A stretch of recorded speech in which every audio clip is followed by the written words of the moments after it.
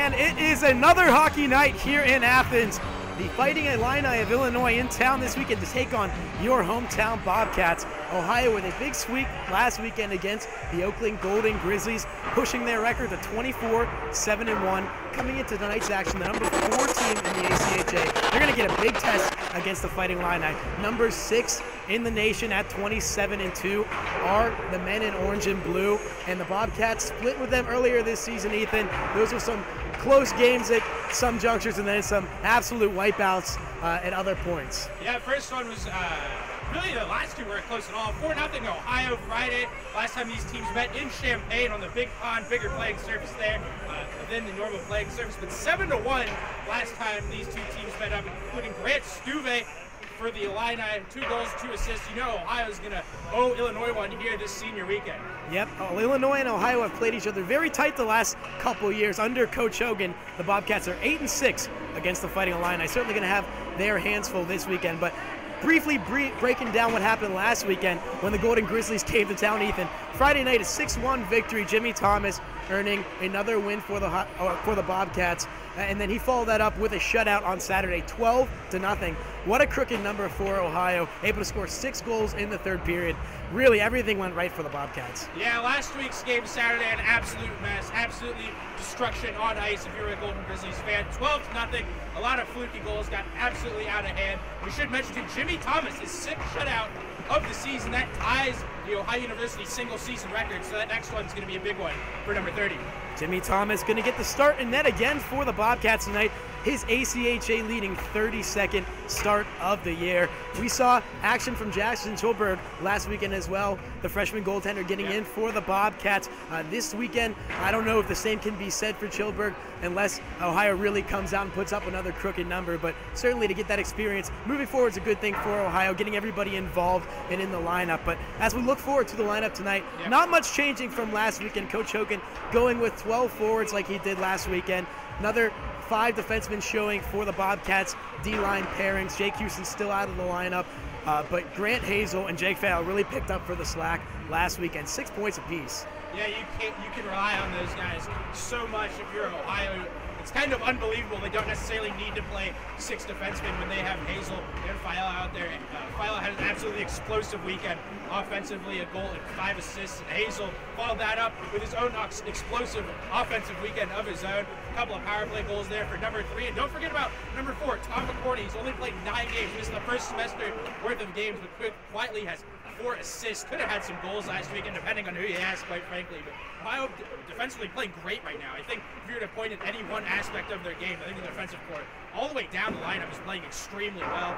Not just those 3 guys we mentioned, but look at Gross and Baird. Nick Gross having an extremely impressive season in terms of plus-minus scoring. And look at Sean Baird as well. And physical presence, really what the Bobcats need back there on defense. They don't look tired, but last weekend, but I imagine Illinois might tire them out just a little bit more. And they're doing it on even strength and on the PK too. Ohio's PK last weekend against the Golden Grizzlies, 8 of 9, only 1 power play goal against. That number now up to over 88% on the season on the PK. And you pair that with a power play that's clicking at above 20%.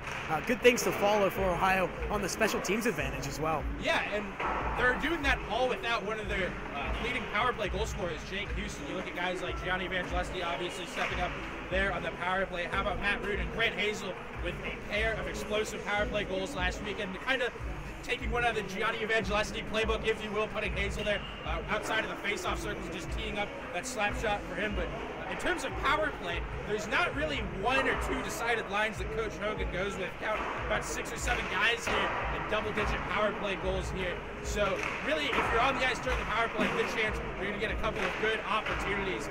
And if Ohio wants to take control of this game, they're going to have to do so on the power play as well. Yeah, you talk about guys that were able to contribute on the power play last weekend. One of those sneaky players that is tied for the team lead in goals and power play goals is Jake Fiala. We saw him get one against the Panthers. We We saw him score last weekend against the Golden Grizzlies as well. It is senior weekend here. He is the senior captain for this team. Tonight against a tough Illini team, he's going to be looked upon to really play a leading role once again. I think that Jake Fiala has done an incredible job cementing his legacy here at Bird Arena, but can he put on the theatrics one more time this weekend? Yeah, I don't know. I mean, I expect him to continue playing up on the rush more. That's not something we saw him do early in the season, but as the season has gone on, Jake Fowler has become more comfortable jumping up in the play, scoring goals, even showing off some nice hands as well at times. But you know, all those seniors are going to be playing with a chip on their shoulders. Drew Crandall, Mike Plasix, the other senior, only 3 this year. They're all going to come out with a chip on their shoulders, something to prove. Going to get plenty of ice time, I would imagine, and I would imagine none more so than number 17, Jake Fowler, the captain of this team. Yep, Jake Fiala really anchoring this unit this year for Ohio, doing a great job at it. 52 career points for the senior defenseman, and he will be looking to add to that total here tonight. We're going to take a quick commercial break, and when we come back, we're going to continue the breakdown here on the Ohio Hockey pregame show, presented by AVW Presents Hockey.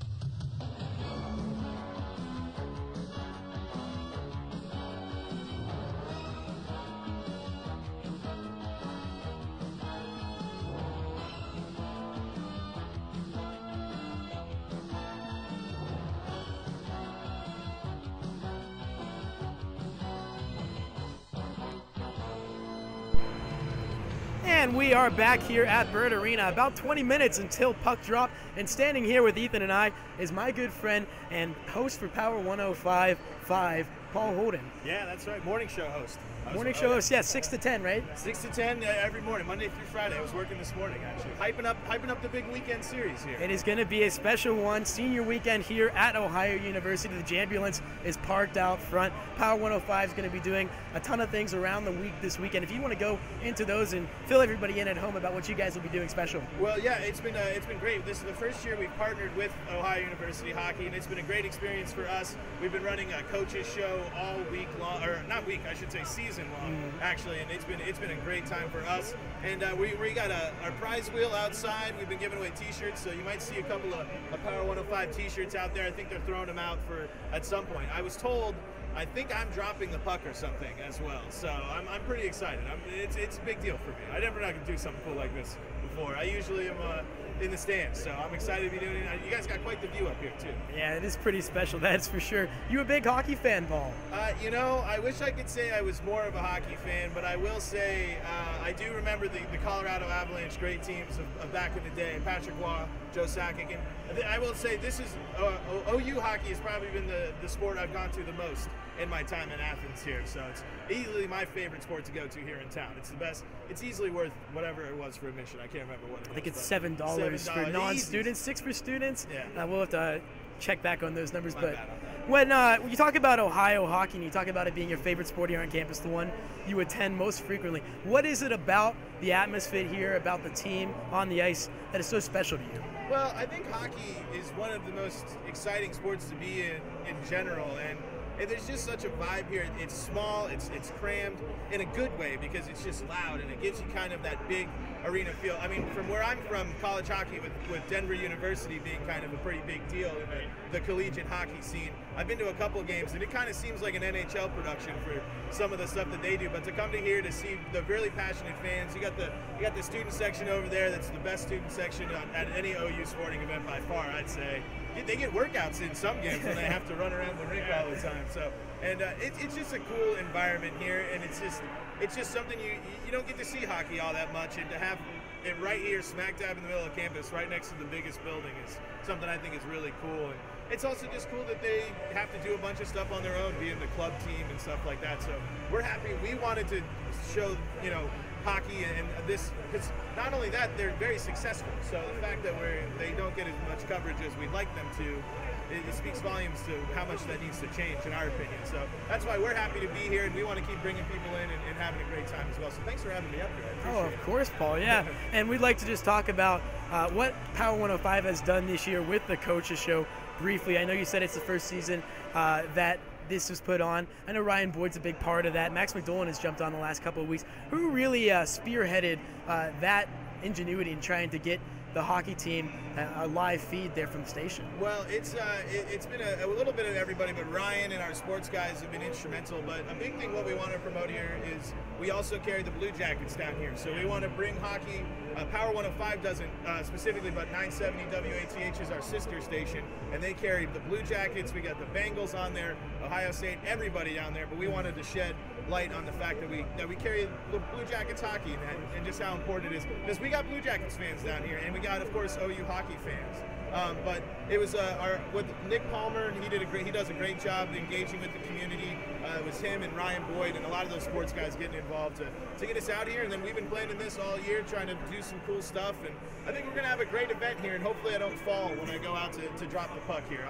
I'm all right on ice skates, but I wear skateboarding shoes. I don't know if those are the best for ice. So. Well, all eyes will be on you, so no pressure there. But for everybody at home, you guys can catch Paul every weekday, weekends as well? No. Just weekdays, folks, Monday through Friday, 6 through 10 on Power 105.5 and here in Athens. And you guys can tune in, I'm sure, on iHeartRadio as well if you're not local. WXTQ.com, actually. WXTQ.com. So we got an app, too. So, yeah, join us. We take requests. We give a bunch of stuff away. Thanks again for having me up here, guys. All right, thank you very much, Paul. All right. We will be seeing you around the rink. Make sure to Absolutely. stop by and check out Power 105 station out front. Yes, thanks, guys. All right, thank you very much, buddy. Nice seeing you, man. Thanks, guys. All right. I'll get out All right, of buddy. here. Hey, I'll talk to you later. The Jambulance, absolute symbol of culture here in Southeast Ohio. Growing up around these parts, the Jambulance, part of everyone's childhood. I like to call that man Paul Bunyan. It's an That absolute beard landmark. is beautiful. He's a special An guy. even better person.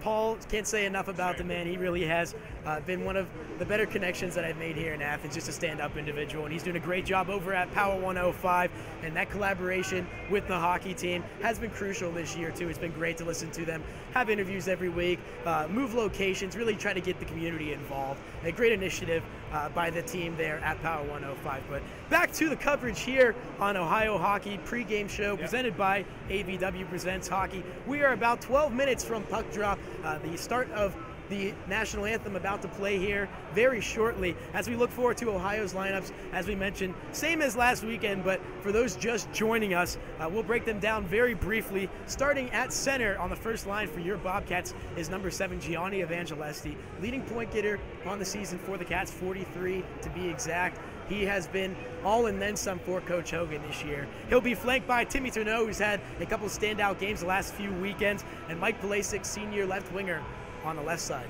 Yeah, Gianni Evangelesti, well over a point a game, 43 points in 30 games. Mike Pulisic looking to build on an already career-high 11 goals. Senior night, he's going to be one of those guys, like we mentioned, with a chip on their shoulder. 26 points for Pulisic, a career high. He's looking to extend that mark here tonight. Second line, Brian Lubin. He had a goal and an assist last weekend against the Golden Grizzlies. He will be centering Matt Rudin and Tyler Harkins. This is a real energy line for the Cats. Yeah, it's real energy fueled by tuna salad. I saw Matt having some tuna salad before this game, and Brian Lubin can always count on that speed for a couple of nice opportunities. So look out for the second line. A lot of speed there. All three guys at or around the same amount of points, 25, 26. And then obviously Tyler Harkins, second on the team with 38. He's having himself a splendid season, 15 goals, leads all Cat scorers.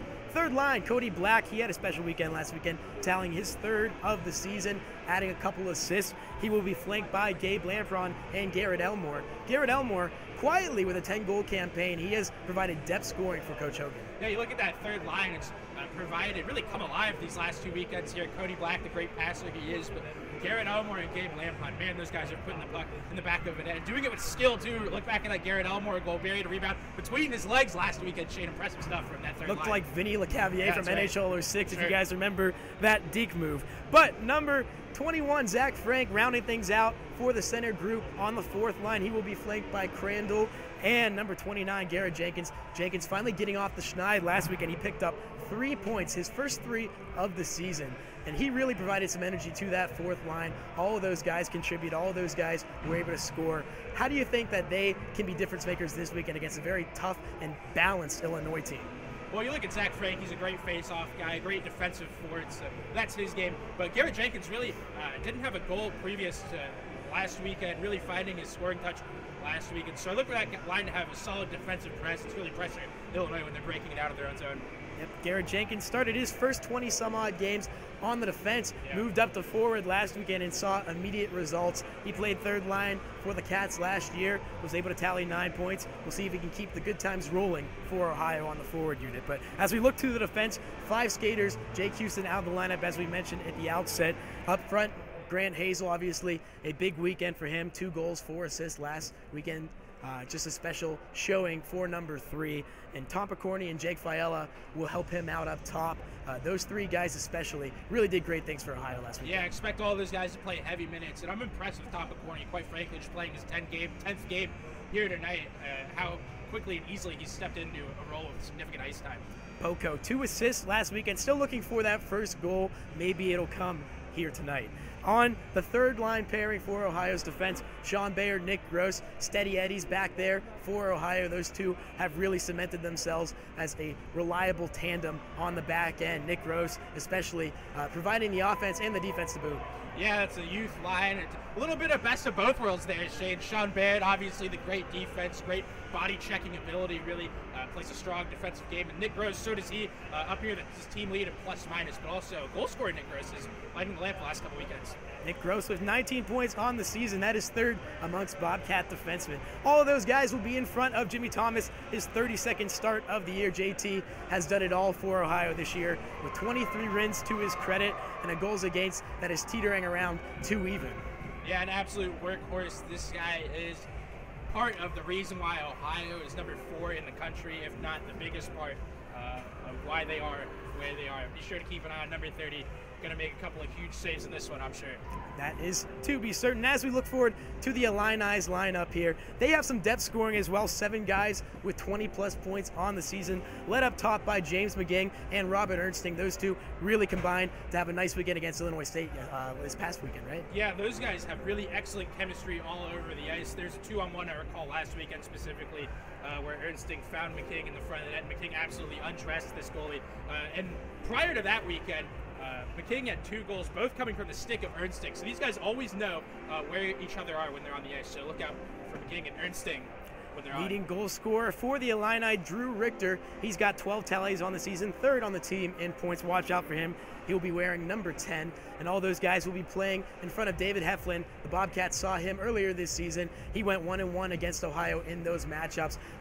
The victor in the 7-1 Saturday series win, and the loser in the 4-0 defeat on Friday night. He gives the Illinois Fighting Illini some balance in net, has done some great things this year, 11-7 on the season, 239 goals against. So some pretty solid numbers for Illinois' netminder.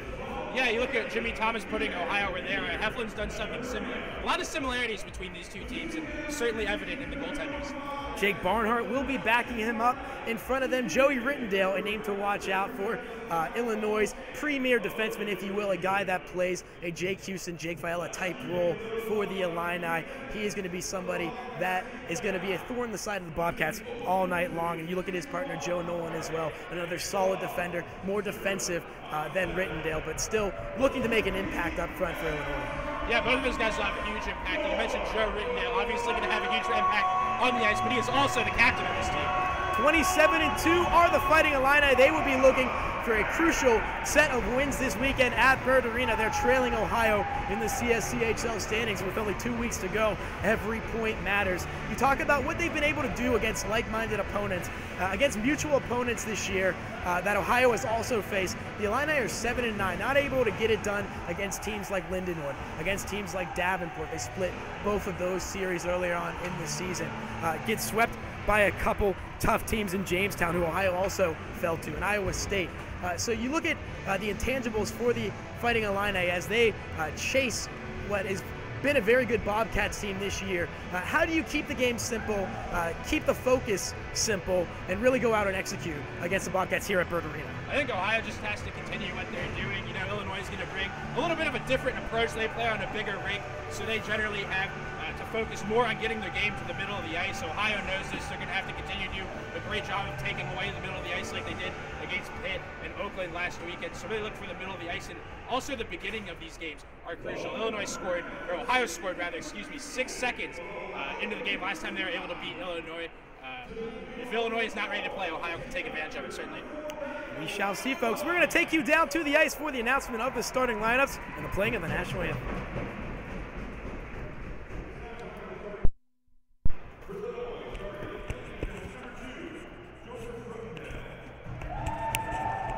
Left wing number 13, James McGing. At right wing number 19, David Kellner. At center number 24, Robert Ernsting. At defense number 27, Joe Nolan. In goal number 29, David Helfin. Illinois is coached by the fighting Nick Fabrini. It's now time for the starting lineup. Ohio!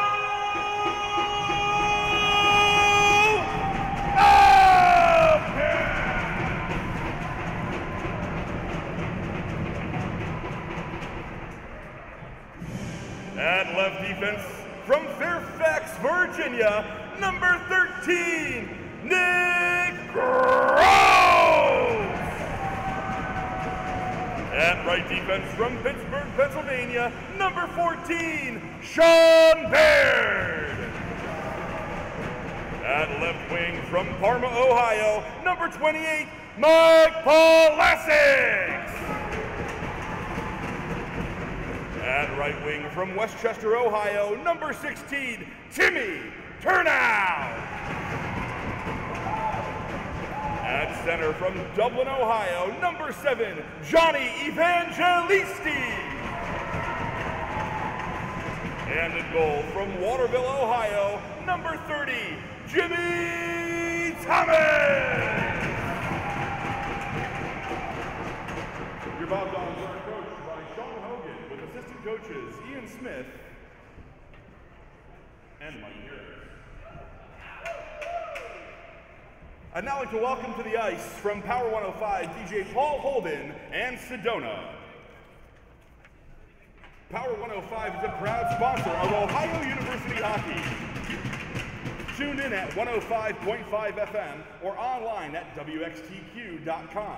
You can also get an in-depth look at Ohio hockey every Wednesday night at 7:30 p.m. during the Power 105 Hockey Coaches Show with head coach Sean Hogan, hosted by OU alum Ryan Boyd. Live, local, and loud. Dial it in to Power 105. We are real music variety. Let's hear it again for Paul Holden, DJ with Power 105. For arena, we now invite you to direct your attention to the south end of the arena for the playing of the national anthem.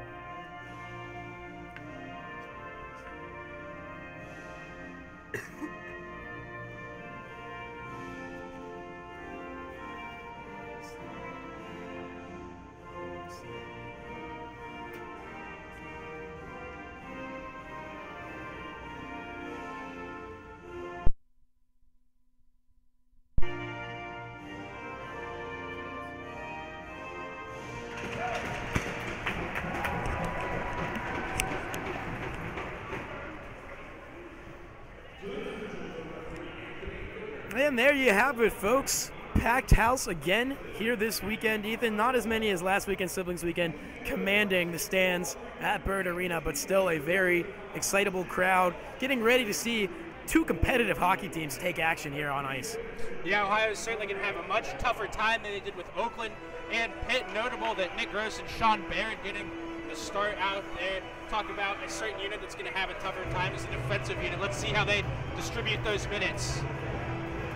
Ice time's certainly going to be a factor in this one. Ohio will throw its first line out to start things off up front. As we mentioned, Gianni Evangelesti leading all Bobcats in points. 43 on the season, 14 goals and 29 assists for the sophomore forward.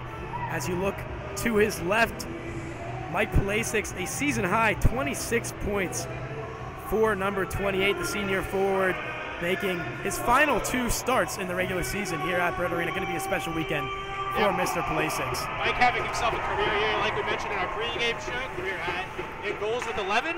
Certainly going to be looking to build on that. Timmy Turneau's got 5 goals in his last 5 competitions as well. 9 on the season for the freshman forward. We'll see if he can keep it up this weekend as Ohio and Illinois are underway here at Bird Arena. Illinois in the offensive zone to start things off. Shot there by Rittendale, blocked by Pulisic. Ohio with an early exit out of the zone. Shane did not take long for Sean Barrett to get physical in this game. We're about 30 seconds in. Sean's already thrown the body around about twice. Falla chips one forward to Turneau off the boards and into the hands of the Illini. Back into the Bobcats' hands now is shot taken by Evangelesti. He's stopped by Heflin for the save. First whistle of the contest, nearly 47 seconds in. Shane, if anything at all, has been Ohio's Achilles heel this year. It has been breaking the puck out of the zone. Illinois showing their speed here in the first 47 seconds of this one. Ohio cannot afford to be turning the puck over at all tonight. Off the face-off, Falla directs one toward the net. Sent wide, left back to the post. Lubin hiding there by Heflin. Away safely to the corner goes the puck. In for it are the Illini, and out of the zone goes Illinois. Number 26, Tommy Kulaz, over the blue line. Picked up by Percorny. and sent to the far wall. Back out front and over the blue line goes the biscuit. Shane Matt Rudin giving chase to this puck right now. Ever since coming back from injury, Matt's been quite the point scorer. 28 and 26 games. That's 28 points for number 27. Action to the neutral zone now as the Rudin, Ludin, and Harkins line is out here for Ohio.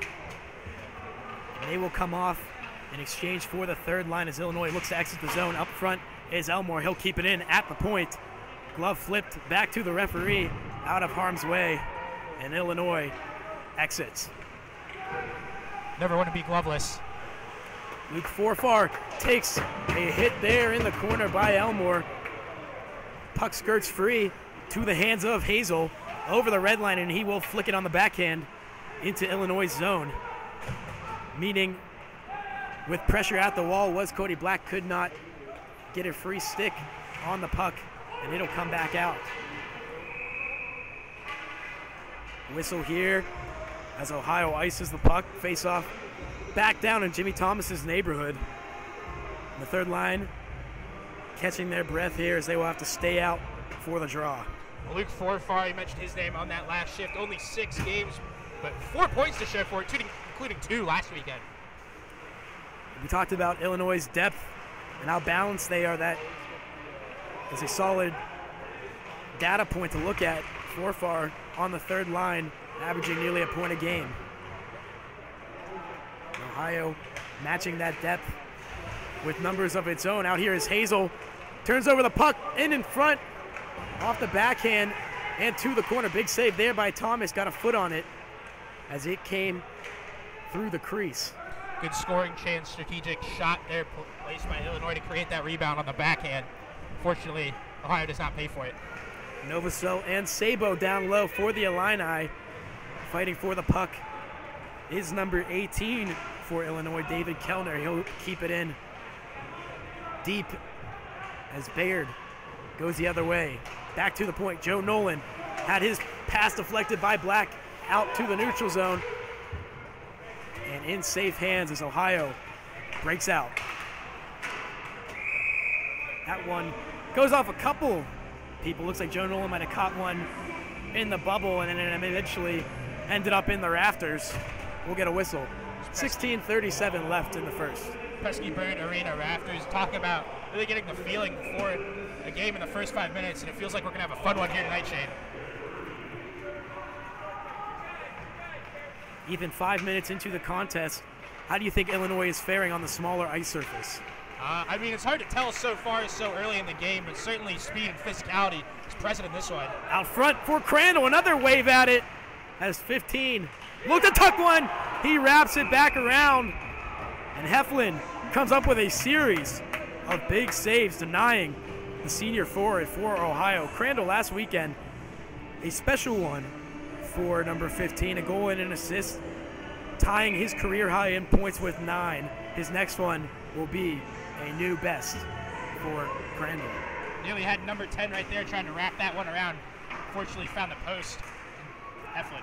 Bobcats win the draw, but the Illini get it back out at the red line, and a whistle as the arm goes up. I think it's going to be a hand pass. So 5 apiece, and the face-off will come out to Jimmy Thomas's right side in the Bobcats defensive zone. Out here for Ohio is the first line. Winning the draw for the Illini was number 15, Eric Cruikshank. He's in the corner with the puck, facing pressure from Evangelisti. And number 7 wins the battle for Ohio. They get it out to the point. Pulisic back to Evangelisti at the red line and turned over to Illinois. Low for the Illini is number 26, Tom Kolaz. Turns the puck over to the Cats. Illinois will have to play catch and release in the neutral zone here. With pressure is Forfar, and he cannot succumb to Timmy Turneau's antics. Another shot blocked out in front. Gross collects the biscuit and gets it ahead. Hard off the glass and into the zone. Go Ohio. Talk about similarities between these two teams, Shane. They love the pressure on the forecheck. Not a lot of space out there as we have a whistle. But you've seen a couple of block shots early, a couple of getting in the pass lanes early. Not going to be a lot of space out there. You get the sense that these teams are really going to have to take advantage of the open space, any odd man rushes or scoring chances. And you look at the team, and the size advantage favors Illinois, but the speed, I think, goes to Ohio. So those two pluralities will have an interesting time meshing this weekend. Can Illinois command the middle of the ice? Can Ohio break through? Right now, the Illini able to get into the offensive zone before Baird and Rudin combine to keep them back out. Good play by Rudin to just chip that one out. You get Ohio being a little bit more conservative. Slow progression up to Rudin on the right side, around his man and to the corner. Behind the goal line goes number 27, facing pressure by number 5, Joey Caprio. Ohio picks a puck off out front. Rudin around Heflin, and a big save there by number 29, denying Rudin as he tried to find an angle down low. Hit by Lubin, arm up, and it looks as though Ohio will be shorthanded here. Shot by the Illini. Drew Richter, saved by Thomas, and we will get a whistle nearly 6 minutes into the contest. And a hand up as Brian Lubin laid a body on Caprio. Looks like he will be the guilty victim for the Bobcats. Unfortunate for Lubin to go to the box for tripping right there after setting up that excellent scoring chance to Matt Rudin. But give Ross Heflin a lot of credit, able to move laterally and stay with that puck, keep it a scoreless game with 14:06 remaining in period number 1. 2 minutes in the sim bin for Brian Lubin. Illinois' power play against the Bobcats in early November. 1-for-11 on the weekend back in Champaign. We'll see if Ohio can keep them off the board here. Jimmy Thomas with a big save and a loose puck out front. Whistle. James both McGee sides swat that one out of the air. Looks like he might get called for a high stick. Both sides converged on the net. Puck was loose, and the refs blew it dead pretty early. Jimmy Thomas will thank them for that later, but face-off back out to the neutral zone. Cody Black to take it for Ohio, facing Eric Cruikshank. Cruikshank gets booted in favor of Luke Forfar. One on by the Illini. James McGing first to possess it for the orange and blue. They will make their way through the neutral zone, weaving around a series of Bobcat defenders. Puck loose and to the stick of Black. He will take it into the zone. Shot high and into the netting for a whistle. Cody Black, one of the Bobcats' premier penalty killers, but Eric Cruikshank out there, he's tied with several other Illini players with 4 power play goals. Cody Mosklik and Drew Richter. 10 goals on the season for Cruikshank. He is always somebody that needs to be accounted for when he was on the ice, playing that second center position for the Illini very well this year. Ernsting around Evangelisti and into the zone. Kellner having trouble, and Evangelisti gonna have to abandon his stick. Broken twig on the half wall. Back to the bench goes Gianni. Out for Ohio is Cody Black again. He just came off the ice. We'll see how that affects him out here. Puck back to the Illini up front for Nolan. Can't corral the biscuit. He will wait. Send it over for a shot by Ernsting. That one sails over Thomas's head, and Ohio gets it out with speed. Black goes through the neutral zone. Fighting him is Stuve and Nolan, and Black around both as he takes it to the wall. Down low, picked up by Kellner. Swept back for Nolan, and Illinois can breathe a sigh of relief here as they have 38 seconds remaining here on the power play. A couple of nice penalty-killing players there by Cody Black to get the puck going the other way. Nick Gross to his feet. Around him was number 13 for the Illini, James McGing. Nothing doing there as that puck goes free back into Illinois' end. Up with it go the orange and blue. Out in front is Drew Richter. He's calling for it, and the Illini can't connect on the pass. Back to Heflin all the way down the ice. They should just about do it on that Lubin penalty. 5 seconds left, 12-12 remaining in the opening period. Up for Forfar and over the blue line go the Illini. Bayard engaging And behind the net, Forfar gets it to the corner. There is McGing with a nifty move to get to the middle of the ice. Cannot find much space as the Bobcats able to swallow the play and get it out. Illinois doing a really good job collapsing on Ohio as they get closer to the blue line while they break the puck out. A series of shifts for the Bobcats out here now. On defense is Jake Fiala and Tom Picorni, the third line unit up front, as both referees throw their hands up. Icing by the Illini, and play coming back down toward Dave Heflin's end. 11:33 on the clock. Still a tied game here at Bird Arena as shots favor the Bobcats 5-3. Illinois wins the draw. To the wall, back down low goes the Biscuit. And up to the point, Picorni with a nice keep shot sent toward Heflin. Kick to the corner. Evangelesti in there for Ohio. Met by the Illini. That is Caprio giving him chase. Shot from the point by Fiala. Wide off the back end. Loose puck to the stick of the Illini and out to the neutral zone. Over the red line goes Evangelisti, and he will walk it back toward the neutral zone. Play on the puck by the Illini's number 17, John Moskaluk. Keeping the Biscuit in the zone for Illinois. And streaking down the middle of the ice was number 19, Dave Kellner. Could not find the loose puck. Ohio right now trying to break out of the zone once more. Hazel having a difficult time. Flitters one to the neutral zone. Picked up by Ernsting on the exchange. 24 to the net. Shot saved by Thomas. Loose puck smothered by number 30 for the whistle. And as we approach the halfway point of the first period, face-off coming out to Thomas's left. Illinois has had the better of the Bobcats in the last 2 or 3 minutes. Yeah, rarity of a period here for Ohio, not really able to establish themselves in their offensive zone. Something we, like I mentioned, rarely see, but almost having their best offensive shift right there. You got to cycle the puck, get the puck deep. Zach Frank in the fourth line, out for Ohio to take the face-off. Met by Illinois' first unit. Robert Ernsting won it forward to start things off here. Ohio gets to the puck first and is able to get it out. Mark Candotti off the stick of Kellner. Behind Thomas. The Bobcats catch it and release it in the other end. Baird watches Frank back and not able to do so cleanly. Offside whistle at 10 even.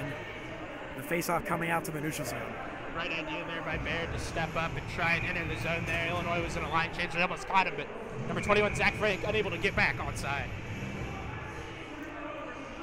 Cruikshank and Lubin to take the draw. Lubin ties up Cruikshank. Puck goes back to the Illini.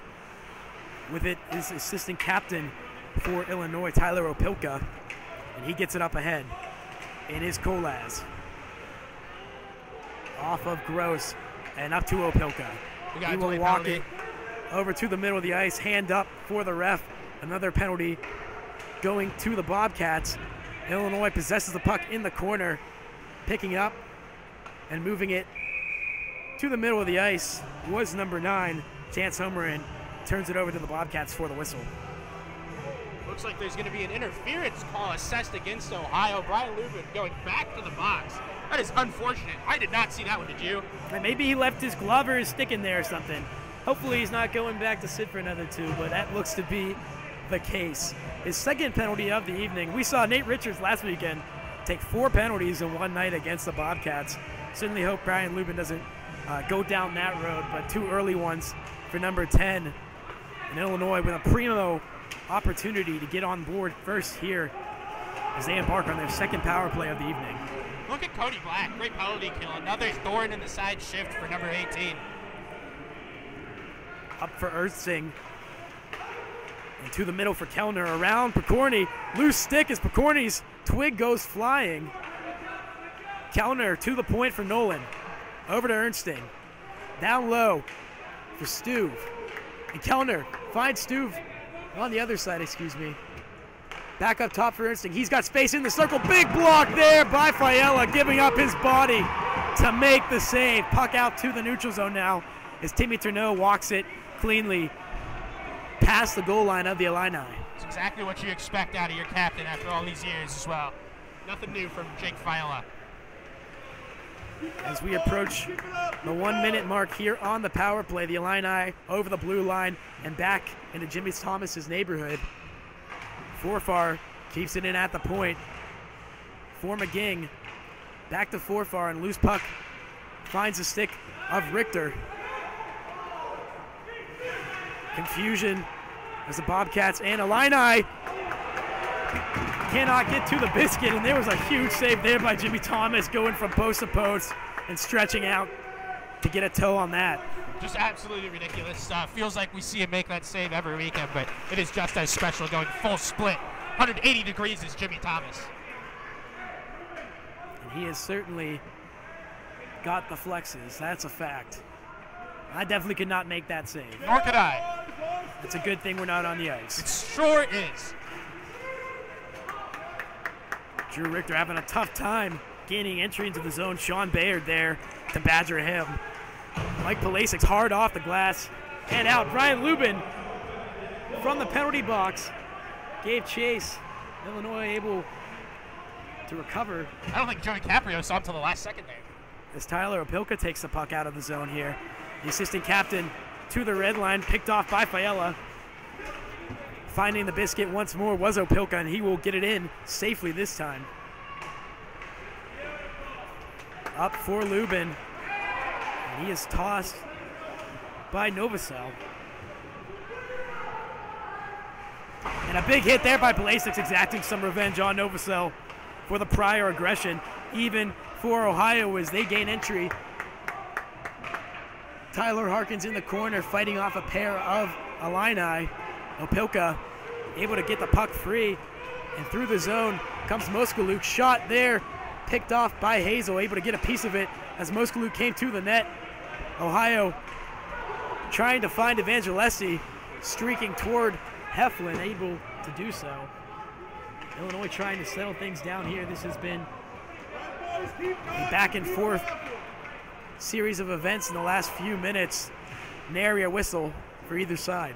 Ohio just caught a break there on that last shift. Tom McCourty was on the ice when he wasn't supposed to be behind the ref's back. Thankfully, Ohio just got away with it. Too many men penalty. We've already killed off 2 penalties. That would be a dagger to take a third here.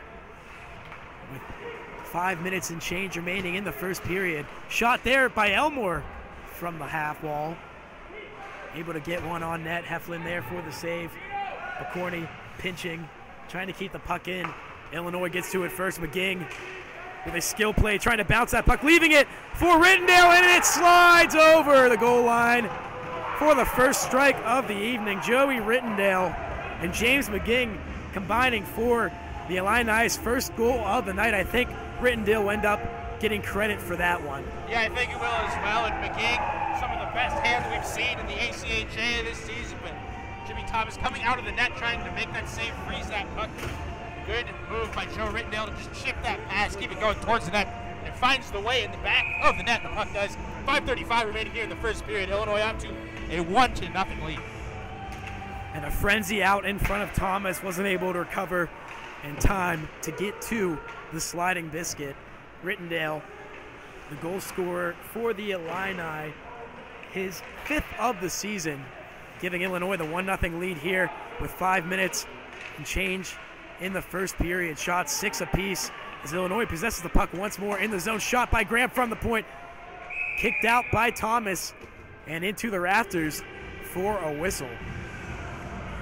5:09 remaining here in the first period of play. Illinois holds a 1-shot advantage on the shot clock, 7-6 in that category. Ohio playing a little bit off the puck right now. You want to see them step up a little bit more in their zone? Play a little bit more down the ice, maybe? We talked about that fourth line energy last weekend against the Golden Grizzlies. Ohio could use some of it here as Frank, Jenkins, and Crandall are on the ice for Coach Hogan. Into the zone goes this fourth line. Crandall picks up the rebound off Heflin's leg, takes it behind the net. All three Bobcat forwards pressuring down low as Jenkins able to keep the puck away from Graham, but turning it over to Jimmy Thomas on the other side of the ice. Ohio have to regroup here. Nearly caught Illinois on a change there, did Nick Gross to Garrett Jenkins. Frank surveyed his options, sent it to the other side, and heads to the bench. Lubin takes his place at center for the Bobcats as the rest of the fourth line will follow suit. And now out here is Tyler Harkins and Matt Rudin. Going the other way are the Illini Stu, centering one for Kreutzschank. The two cannot connect. The puck goes to the corner. The Bobcats chasing here as the Illini take it to the middle of the ice over the outstretched arm of Caprio and over the goal line for an icing. Ohio's had to ice the puck quite a few times this year. Give Illinois a lot of credit establishing the forecheck. Usually whichever team establishes the forecheck here first in the ACHA ends up winning a lot of these games, but Ohio, no slouch, number 4 in the nation. I'm sure some intermission adjustments will be made. 4 minutes to play here as Matt Rudin strips Nolan of the puck, walks in, shot by Rudin, saved by Heflin, doesn't go over the goal line. Harkins is pointing to it, and the referee's deliberating as the net is loose. Referee's trying to Coach Hogan yelling from the bench that was in as David Heflin tries to plead his side of the story, and he made the initial save, but the puck may have came with him over the goal line as he was backed into his own net, and it doesn't look like they're going to give Ohio the goal here. Both refs coming to the bench to explain things to the Bobcats coaching staff. Harkins is very upset. He thought that one was in. But here's if the referees have determined that Helfand froze that puck before it crossed the line. It would have been a big even up goal for Ohio, but nonetheless, they will have to settle for a face-off in the offensive zone. That pressure is how Ohio's going to score tonight, though, getting Heflin off his rocker here. Absolutely. And we'll see if they can do it again when they come down the ice next. For now, Illinois moving forward into the Bobcats zone. That puck comes to the crease, and Jimmy Thomas falls on it for the dead whistle. 3:36 remaining in the first period. Shots 8 even for both sides. The lone tally coming from Illinois' Joey Rittendale, his 5th of the season. Good idea there by Thomas to freeze that puck, slow play down. Not a lot of whistles here in this first period, Shane. No, it has been a very fluid game for the first 15, 20 minutes or so.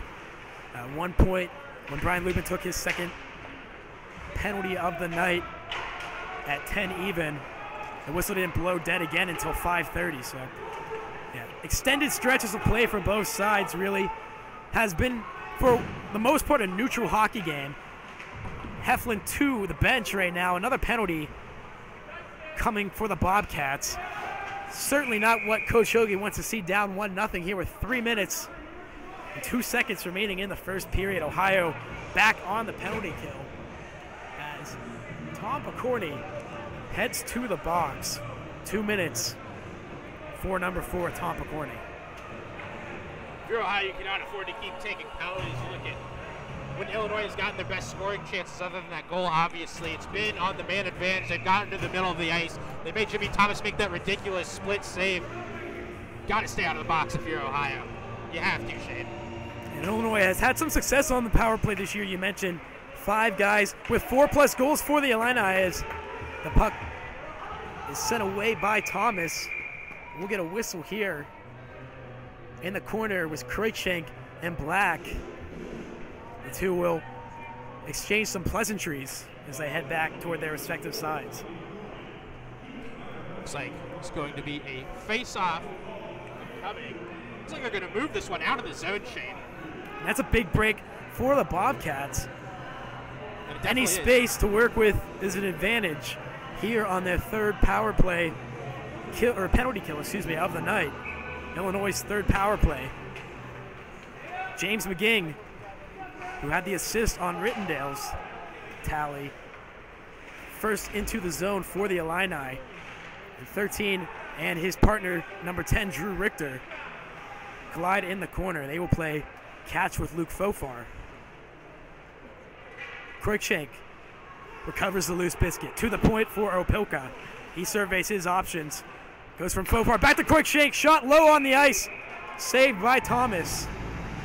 Jimmy Thomas was in perfect position to make that save, reading the play wonderfully as he ditched Fofar and focused on Cruikshank.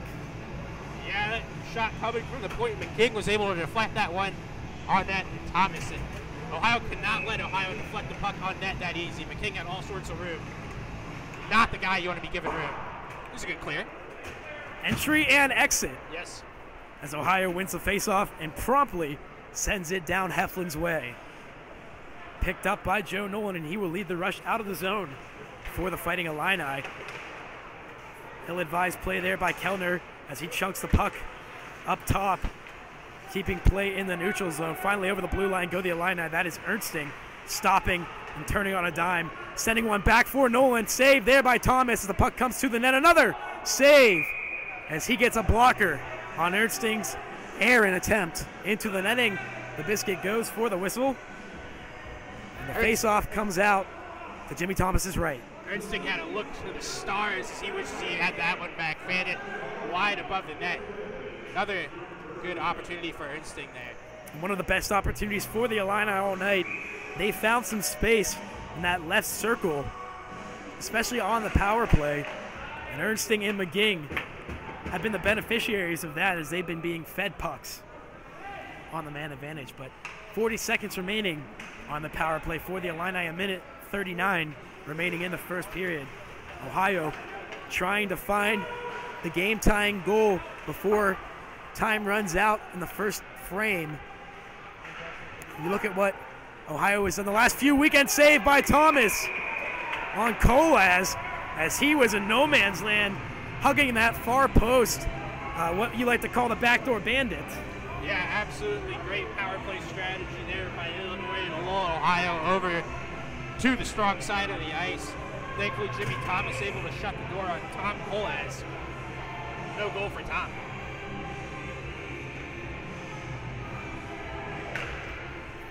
Lubin loses the draw. The Illini tied up in the circle. Forfar trying his best and doing it as he is able to get that puck to the point. Shot there by Opelka. Away by Thomas and out into Illinois zone. Forfar directing one to number 9 for the Illini, Chance Hommerin. He's able to get it into Ohio's end. 50 seconds and counting as Ohio enters the zone. Harkins leaving one for Lubin. And that is just over the diving Matt Rudin. Rudin back to his feet now as he picks up the puck. Off of Hommerin, but he leaves the biscuit, and Hommerin's able to collect it and get it out. We got a little mix-up behind the play here. A large mix-up, in fact. Have some referees able to break up Brian Lubin, an Illinois player we have yet been able to identify. That is Chance Hommerin. Yeah, Chance Hommerin. Over on the wall, Brian Lubin, a feisty individual here tonight, has already taken 2 penalties for Ohio, and he would be best advised to try to stay out of the box. But it looks as though this time he will be not the one who's heading to the box. Chance Hommerin, the only player to get a penalty. So Brian Lubin picking up a power play for the Bobcats and erasing what was an earlier deficiency when he was taking penalties. Ohio to the power play now, 22 seconds left. Yeah, certainly have a play in mind for these last 22 seconds if they're able to win the faceoff. See what they can do with the final 20 seconds on the clock. Shot, and the puck comes out to the Illini. And we've got a man down. That is Joey Rittendale. And Dave Heflin jarring with Timmy Turneau as Turneau skates back. Looked like Timmy Turneau's going to make his way to the box. I think they're going to get him for a high stick on Joe Rittendale. And that is a shame if you are a Bobcat fan.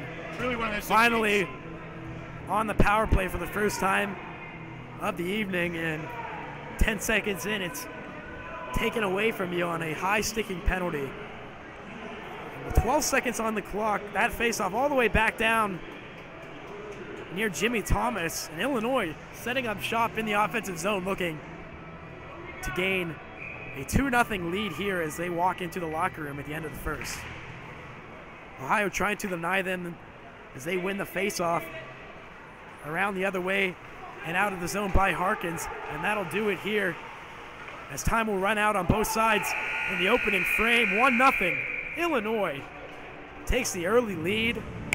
13-9 are the shots in favor of the Illini. Ethan, at one point, shots were 8 apiece. Illinois able to get 5 of the last 6 to end the period and really set themselves up nicely as we look forward to the second period of play here. A 1-0 lead for the Illini over the Bobcats. You can chalk a lot of that shot advantage up to how much time Ohio spent in the box there. Brian Lubin taking a pair of penalties. Thankfully, Ohio able to kill them off. Jimmy Thomas, obviously, your best penalty killer, always has to be your goalie, but not far behind him is Cody Black.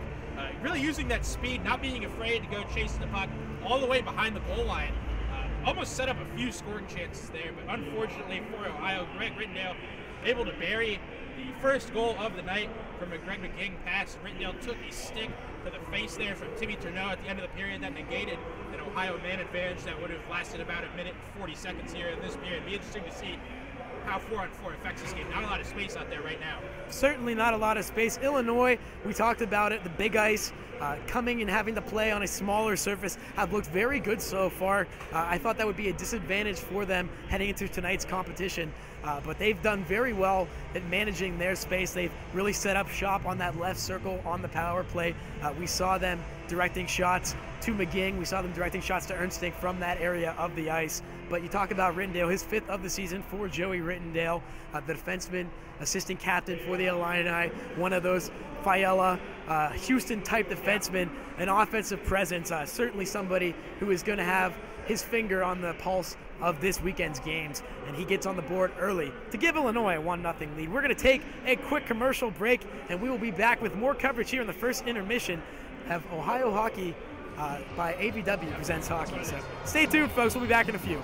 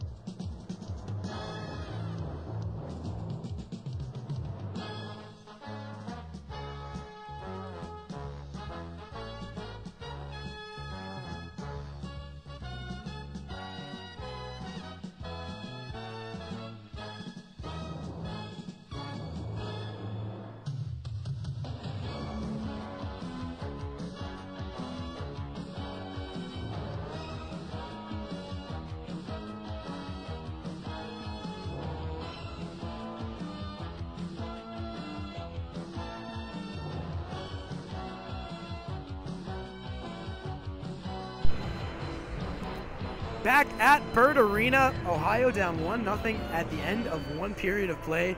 If you're just joining us, Joey Rittendale, the goal scorer for the Fighting Illini, his 5th of the season, assisted by James McGing for the first tally of the evening. Ohio has been shorthanded 3 times to this point, currently on the penalty kill here, or excuse me, at 4-on-4, going to be on the penalty kill for a 10 or 15 second clip after the high stick to Timmy Turneau to erase what would have been the first power play opportunity of the night.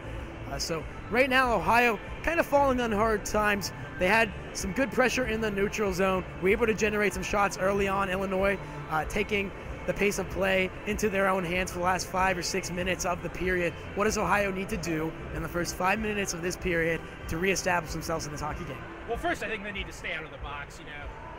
Granted, the level of physicality that Ohio plays with, they're not going to go through a game 60 minutes with no penalties. It's just not realistic. But got an unfortunate call there on that Lubin. You and I were talking about it when we were off air. It looked like a clean hip check to us. But nonetheless, Ohio, first off, has to stay out of the box.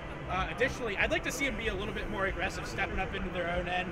We haven't really seen them, have a significant amount of rushes, quantity, and moving forward. But I think, if anything, they got to start playing forward a little bit more. Whether that means defensemen, playing up a little bit more. Not playing stupid necessarily. I mean, you can't be overly aggressive, but I think they need to start, going downhill, getting down towards the other end of the ice more, make Jimmy Thomas's life a lot easier. Speaking of Jimmy Thomas, the number of key saves he made there in that first period, and the number of passes that were interrupted by the Bobcats, by Illinois. Illinois really had that power play working. Only one goal will show for it.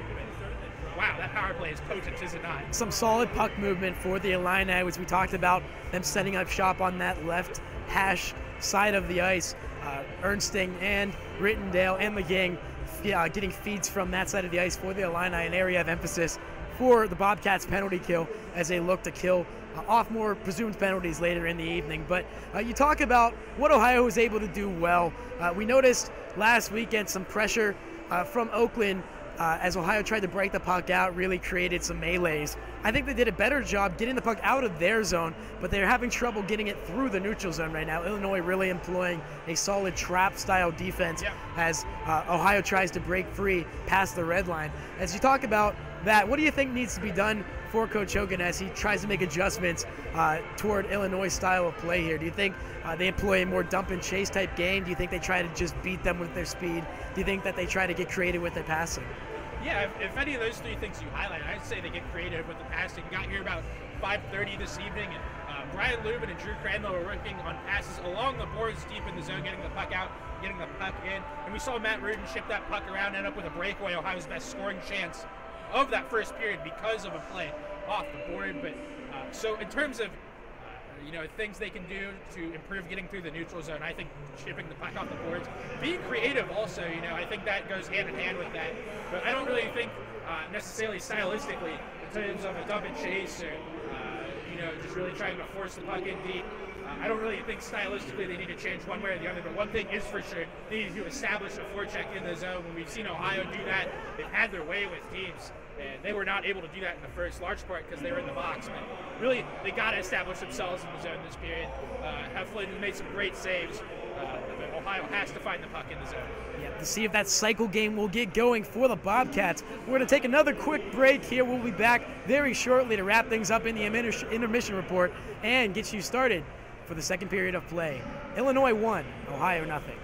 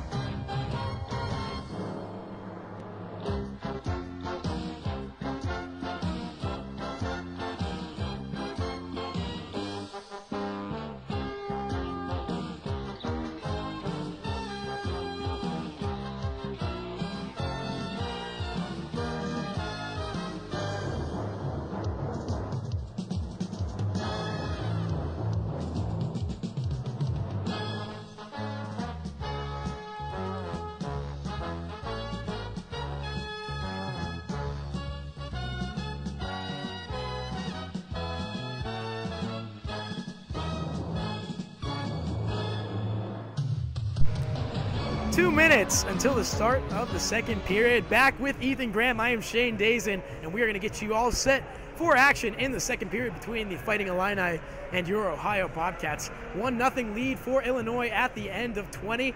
Joey Rittendale with his 5th of the season, getting the puck by Jimmy Thomas, sliding right over the goal line for the 1-0 lead.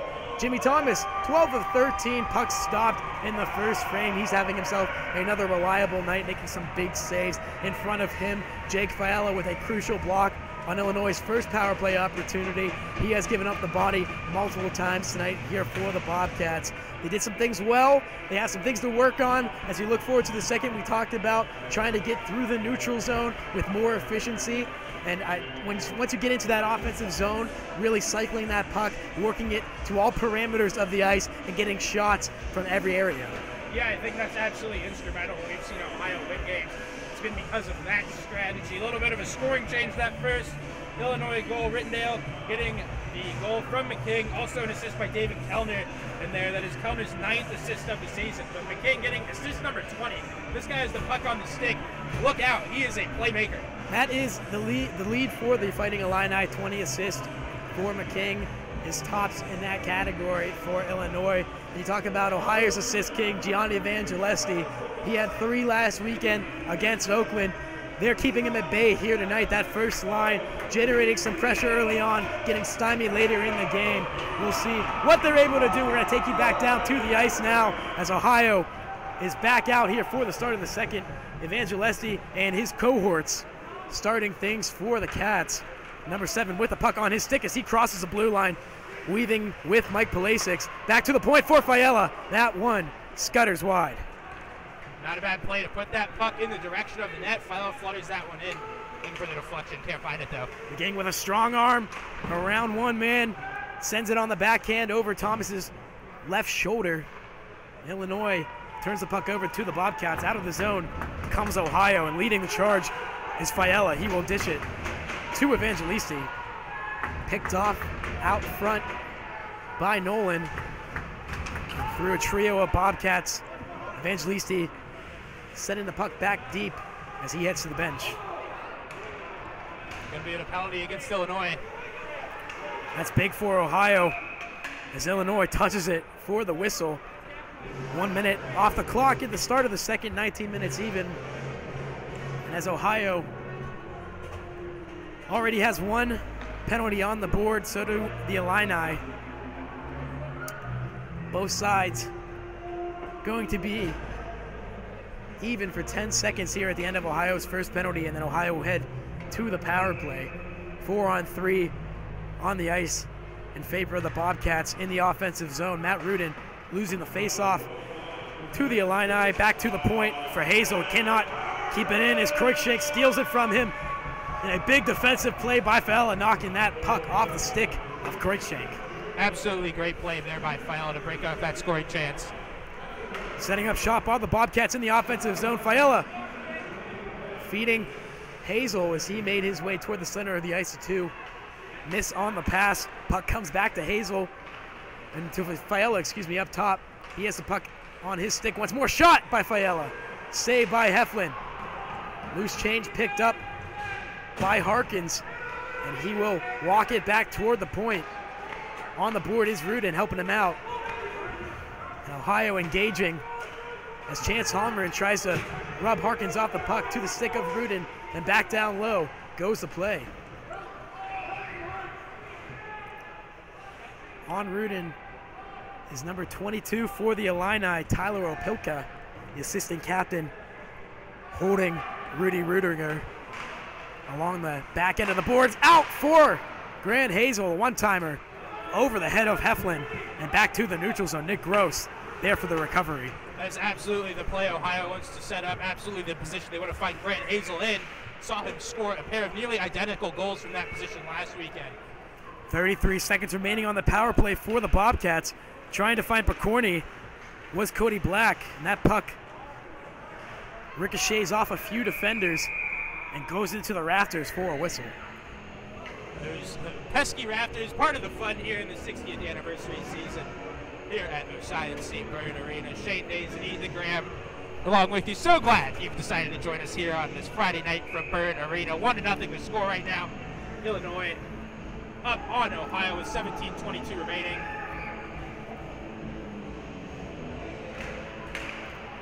Face-off won by the Bobcats to the point for Picorni. And he doesn't get all of that one. Knuckleballing through the slot and gloved by Heflin for the whistle. Face-off to his left in the offensive zone. Brian Lubin out to take it for the Bobcats. And he wins it back. Played by Black to Picorni. Shot again by the Bobcats defenseman. And another glove by Heflin. We'll try that again. Good idea there by Picorni to throw that puck on the net. Saw his shooting lane there. I think Brian Lubin got a little piece of that one. Ohio setting up the deflection play, but lucky for Heflin. Not a significant deflection on that Picorni shot. And another win. Back to Picorni, and the Bobcats will not agree with that one. And from our vantage point, it looks as though he kept that in, and the rest will disagree. That one coming back out to the neutral zone. And changing up on the back end, out for Ohio, is Nick Gross and Sean Baird. Illinois trying to get around Gross. That was Robin Ernsting. And he was denied by the Bobcats freshman defenseman. The puck bouncing to the neutral zone. Back in go the orange and blue McGing. Interrupted by Black. He will send it out of harm's way back behind Thomas. The Bobcats trying to break out off the boards by Pulisic, and he will recover his own rebound and walk it toward Heflin. Trying to get back on sides was Black, diving over the blue line. And the rest say he won't get there in time. Another offside to the Bobcats, and another whistle here. 3.5 minutes into the second period. Play's starting to open up a little bit more here to start the second period, but Shane, I want to point out that Baird and Gross were on the ice for a significant portion of the first 3 minutes here of the second period. We thought they might have increased roles in terms of ice time tonight, and certainly that has been the case for Gross and Baird, the freshman defensive pair. Tom Picorni filling in for Gross on the right side. He has Jake Fiala back out with him. That puck to the crease and no further as Heflin falls on it for the save. Ohio's 14th shot of the evening. And they're now out shooting the Illini 14-13 here. They've got the first 5 of the second period. Yeah, Ohio looking more like the team that we've come to know and love here on AVW Presents Hockey. But Tom Picorni, this guy is everywhere, all over the ice tonight. Has been all over the ice last 2 weekends. Seems like it's just a matter of time before number 4 puts one in the back of the net. Loose puck back to the neutral zone, and number 4, Tom Picorni, as you just mentioned, in for Ohio, driving all the way to the net, off the side of the twine. Back to Hazel, and a one-time bomb from the point. Heflin checking his left and his right, not sure where that puck went. And away from the net and back out of play. For Moskalak goes the puck, settled by Thomas. And corralled by Hazel. He'll leave it for Picorni, and the two will play catch behind the goal line. What a shot there by Hazel. He has to have a permit for his slap shot. That is some heavy artillery, to be sure. Picorni leading the charge for the Bobcats once again. Off the side of the other net. Picked up by Kroikshank. Into the zone come the Illini, number 15. Getting a piece of the puck as it bounces to Thomas for the whistle. 15-14 remaining in the second period.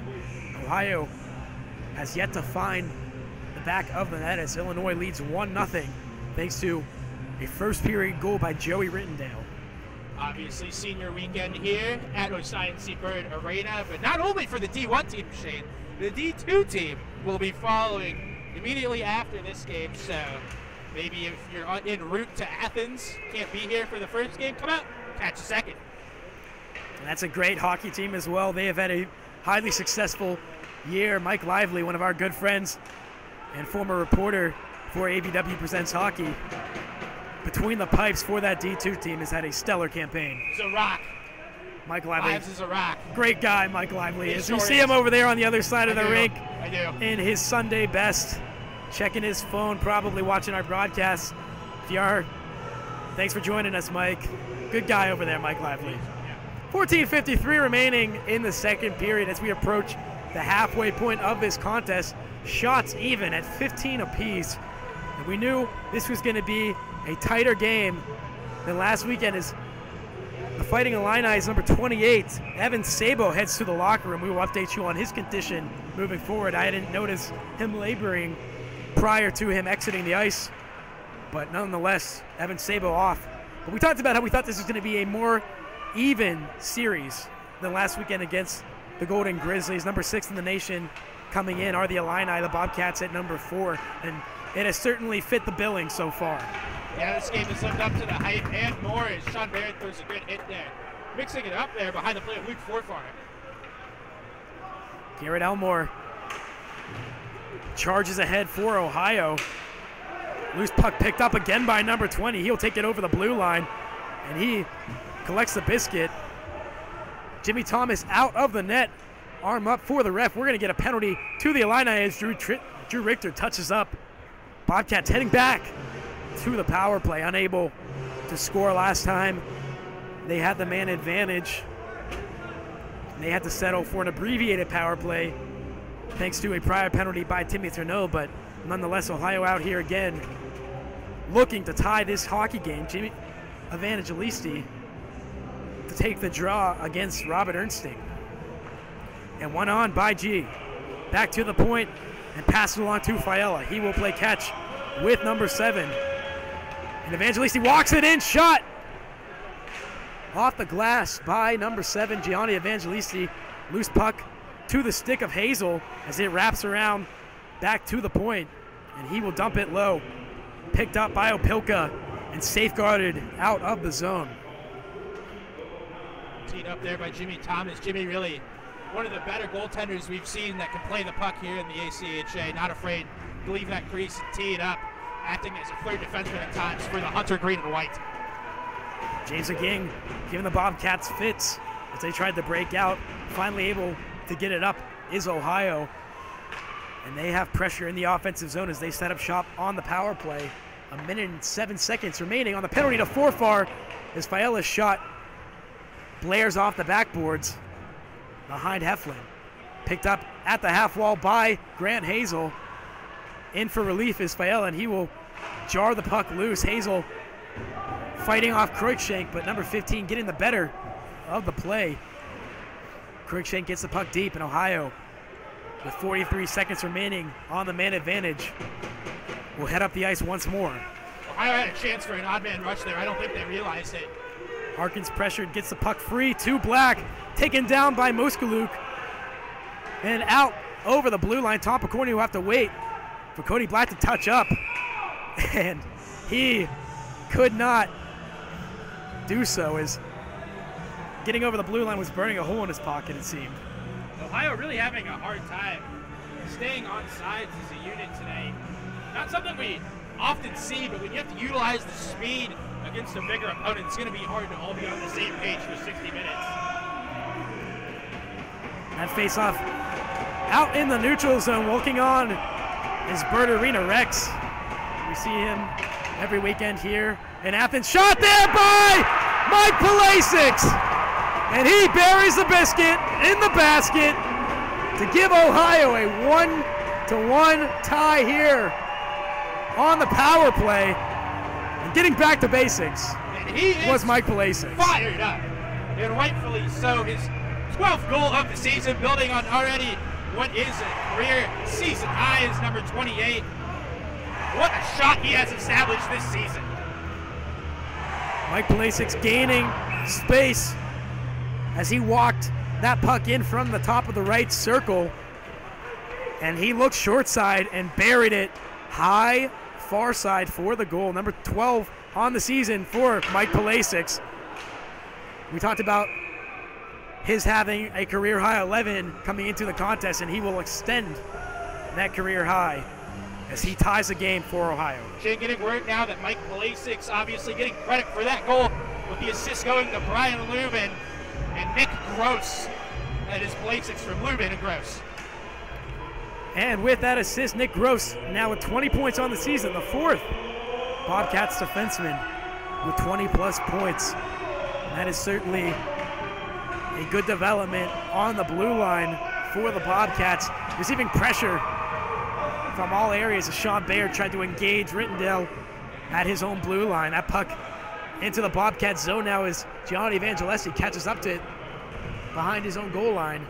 He will take it over to the neutral zone, and Illinois will strip him of it. Winning the loose puck battle was Rudin, walking it over into the offensive zone. In trouble as they gain entry. Turned over to the Illini. Ernsting trying to center one for Kellner. The Bobcats get back to break it up. Evangelisti finding a streaking Tourneau down the middle of the ice. He led him too far, and the Illini get it back out. Shipped up ahead by Tourneau into the bench for the whistle with 11:07 remaining in the second period. Shots 16-15 in favor of Ohio, and that last one by Mike Palasic, able to tie the game up for the Bobcats. Big goal there for Ohio. Really doing a better job offensively in this period. We talked about winning the neutral zone. Ohio has done that and has been helped by it. The power play opportunity, that Palasic goal we should mention coming on the power play as well. On the defense for the Illini, Mark Candotti, number 8, and Jack Graham play in front of David Heflin. Sent in by Candotti, bouncing off the boards and settled by Fiala. He will send it over for Drew Crandall and out of the zone on the feet to Frank. And Frank able to keep it in at the blue line in the offensive zone. Playing catch are those Illini defensemen. And they are met with pressure by the Bobcats in the neutral zone. Turned over to Ohio. A nice stick move there by Frank around Candotti, walking it back to the half wall and trying to move it along as he loses his twig. Hustle plays and hockey IQ plays is something that Ohio has plenty of. How does this shift start? Starts with a Zach Frank keep, and Ohio's been able to keep the puck in the end. Good hockey IQ by number 21. Here he comes again. Arm up for the refs. Jimmy Thomas to the bench. Ohio heading back to the power play as the puck is whistled dead. 10:03 remaining in the second period. Excuse me.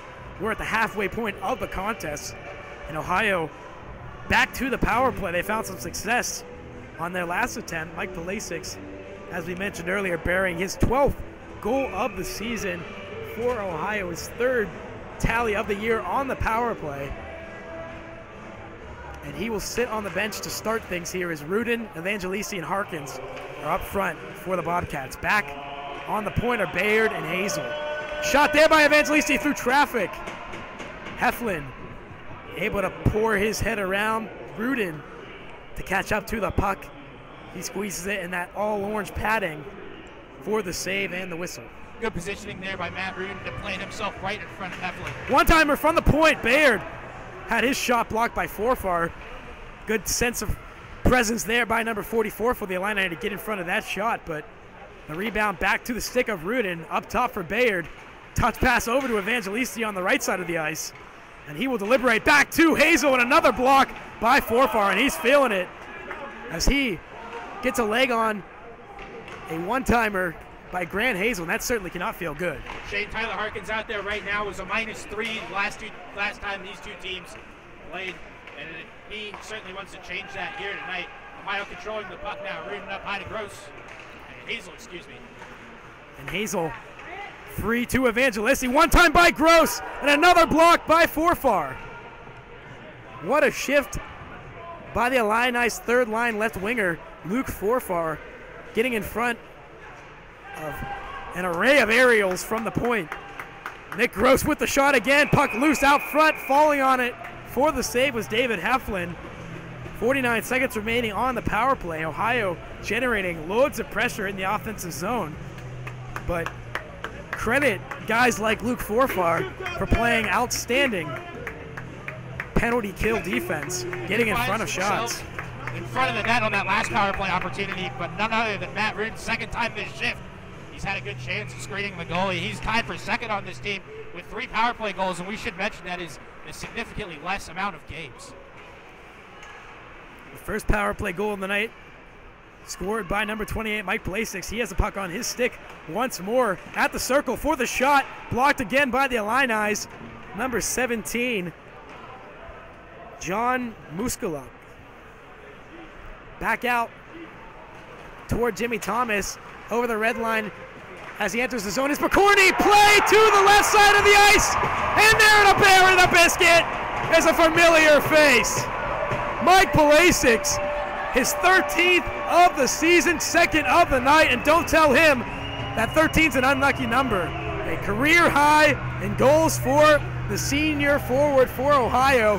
His second of the evening gives Ohio the 2-1 lead. An absolutely marvelous setup there off the stick of Brian Lubin to find a streaking Mike Blasix in the middle of the ice, and he is able to bury it for his second goal here. About 4 minutes, his second power play goal in about 4 minutes, I should mention as well. And what an incredible turn of events here, all thanks to Mike Blasix. Back-to-back tallies for the Bobcats senior forward. And this game has an entirely new complexion as Ohio continues to badger in the offensive zone. Shot off the feed by Hazel over the head of Heflin. And Illinois playing on its heels now as Ohio trying to walk this lead into the end of the second period. 7 minutes and 45 seconds remain in action. And we're going to get a whistle here as the goal is announced by our public address announcer, Jake. This crowd certainly letting number 28, Mike Blasix, hear it. Very, very appreciative of his efforts here so far. Shane Blasix with those 2 power play goals now has 4 on the season. That moves him into a tie in first place in power play goals with Gianni Evangelisti and Jake Fila with 4. Bobcats third line out here now, the energy line, as Gabe Lampron directs one toward the net. Safely away by Heflin, and to the corner the puck goes. Garrett Elmore down to his knees as he feeds it to Lampron. And in for the assist was Black. Jimmy Thomas back out of the net and back to the power play. The Bobcats will go as Grant Stuve catches up to the biscuit for the whistle. He will blow it dead with 7:13 remaining in the period. Ohio back-to-back tallies on the power play, both from the stick of Mike Blasix. Will get another opportunity on the man advantage. Last weekend they went 5 for 10 on the man advantage, and this weekend they're getting off to a great start again. Before we embark on another powerful Ohio power play, I want to tell you about that last Mike Blasix power play goal. His 13th of the season, second of the evening, assisted by Sean Baird and Tom Picorni. Good offensive presence as Thompson's coming back. That's Blasix from Baird and Picorni. And Ohio back on the mark once more as they try to extend their lead to 2 goals, up 2-1 as we approach the end of the second period. In the box for the Illini is Eric Kreutzschank.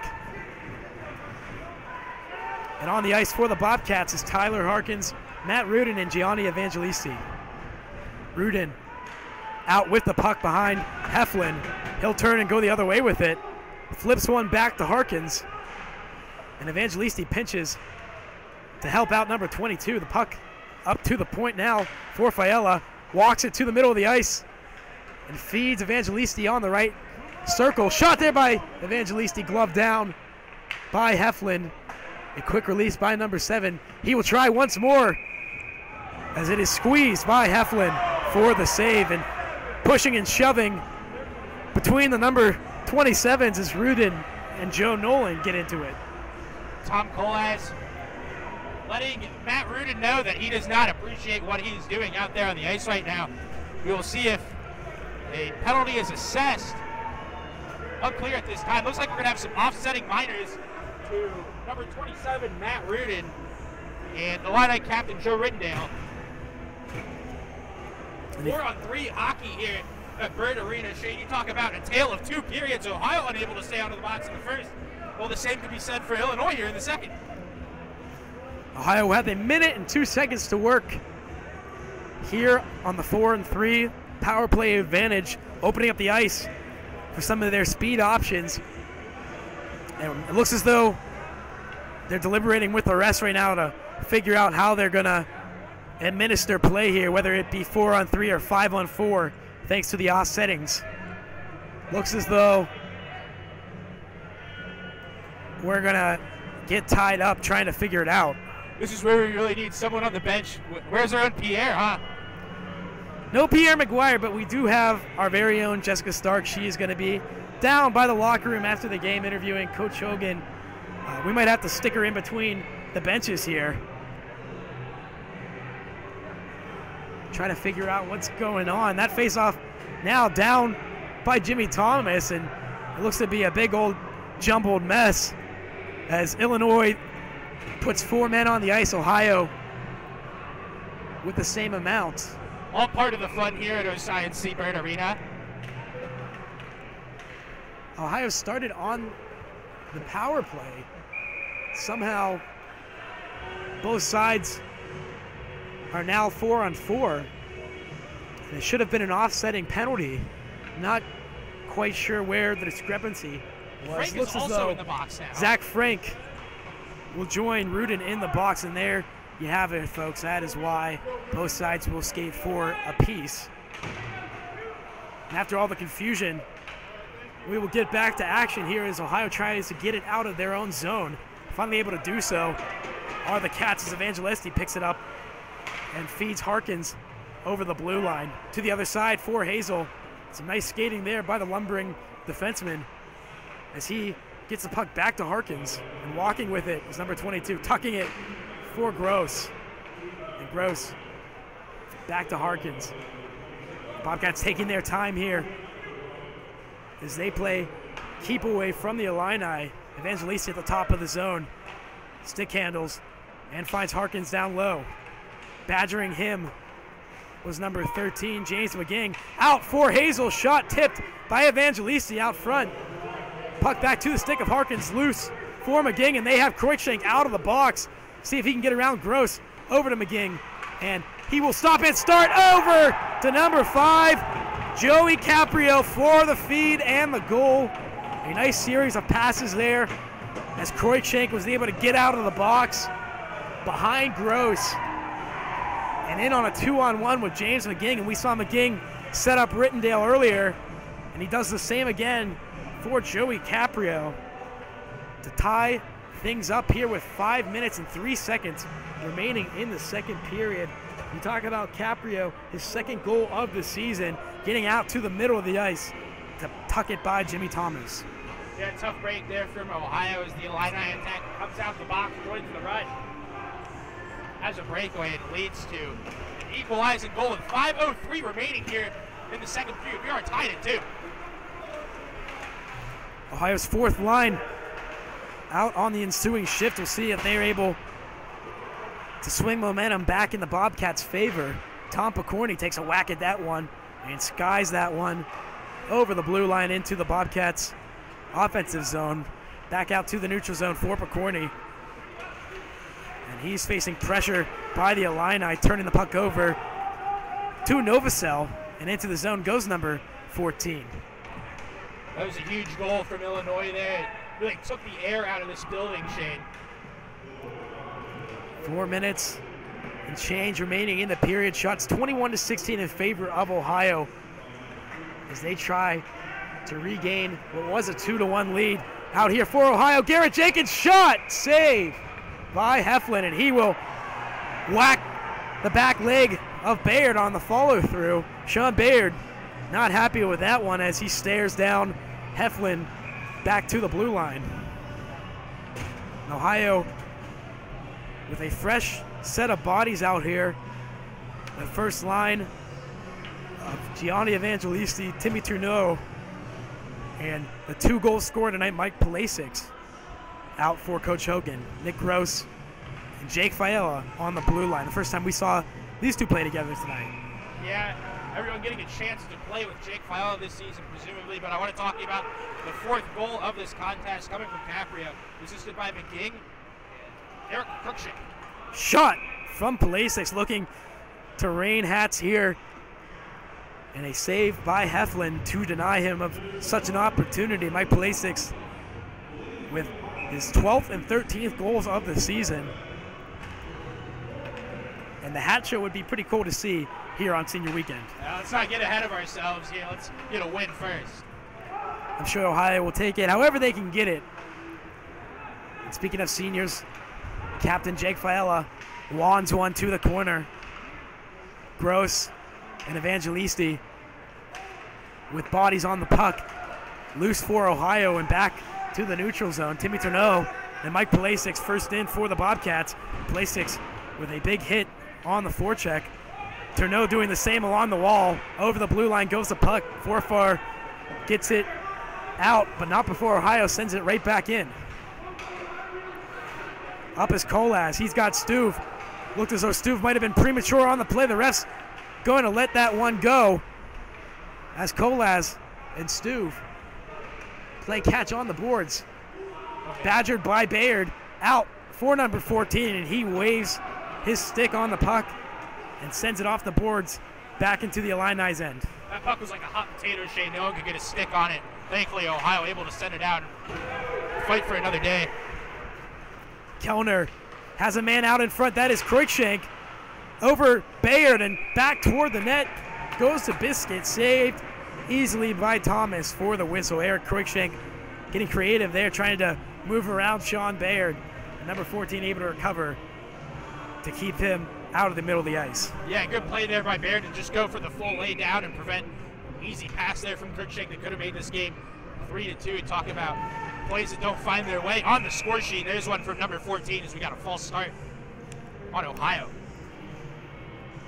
Changing things up for the Illini out here now is Robert Ernsting, Dave Kellner, and James McGing. Back to Opilka at the point, and fluttering one over the head of Thomas was Opilka. Loose puck out for Harkins. Rudin to Fiala, and he'll send it in off Opilka's right skate to the boards for the Bobcats, and Caprio, the goal scorer for the Illini. First in for Illinois. He tried to chip one by Thomas down low. Hugging that back post was Jimmy Thomas, able to keep it away from the net. And as we have 2 minutes left in the period, that puck out of play. And a beautiful catch by a fan. She was able to snag that one out of midair. It looked like Jimmy Thomas up there. Nobody injured, everybody doing well. Kudos to her for the amazing hands. Absolutely amazing play in the stands. Grabbing that one in midair like Spider-Man. And there's a new superhero here in Athens. Don't tell Batman. Nick Gross with the puck behind his own net. Starting things for Ohio as they get it back to neutral ice. Played in by the Illini. Shot there by Novosel, and he picks Thomas's pocket. High jar where Grandma keeps her cookies. And that was a water bottle rattler as Neil Novosel buries a rising wrist shot to give Illinois the 3-2 lead with 1:30 remaining in the second period. Novosel 6th of the season. Illinois, as we mentioned, coming back from a 2-1 deficit to take the lead. Absolutely beautiful goal there by Novosel. Picked his spot and put it right in that spot.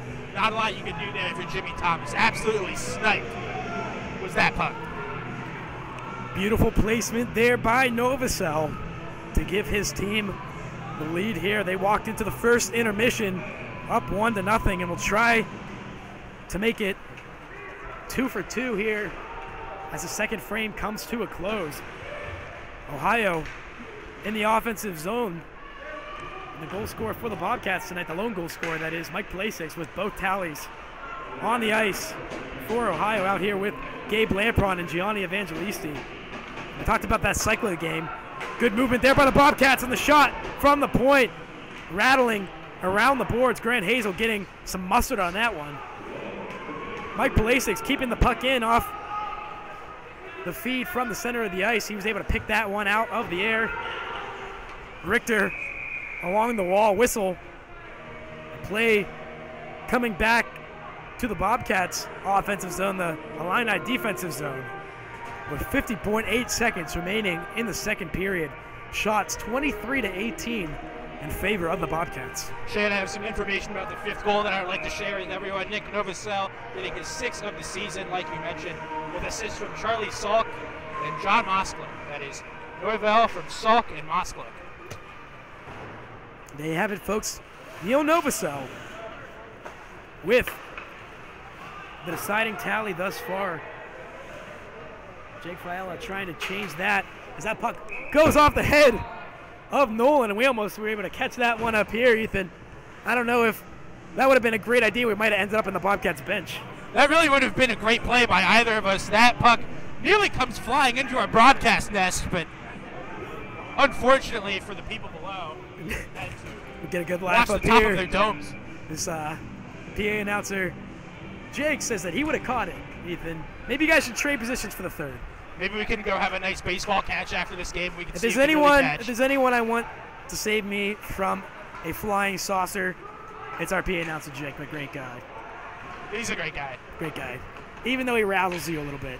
He tries, but nothing really rattles me other than scorpions.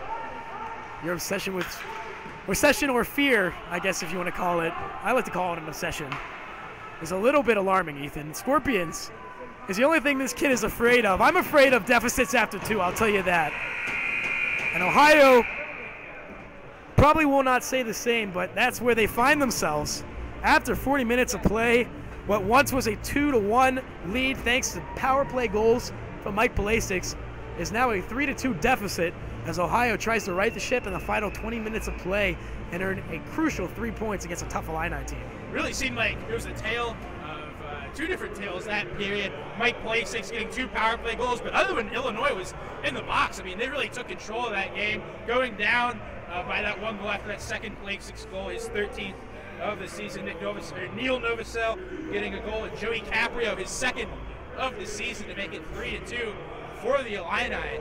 I mean, Ohio looked like they had all the momentum in this world after that second Palasic goal. That was honestly the loudest I've heard this building all season. But giving up the lead to end that third period, tough pill to swallow. Heading into the locker, unfortunately, time left for 100 green and white. Both teams scored 2 in the period. Ohio with a 14-5 shot advantage in the second frame. Those are good and positive numbers for Coach Hogan, but as he looks up toward the scoreboard, his team is still down a goal, and we will recap that second period for you guys and get you ready for the final 20 minutes after a quick commercial break here on Ohio Hockey Intermission Report.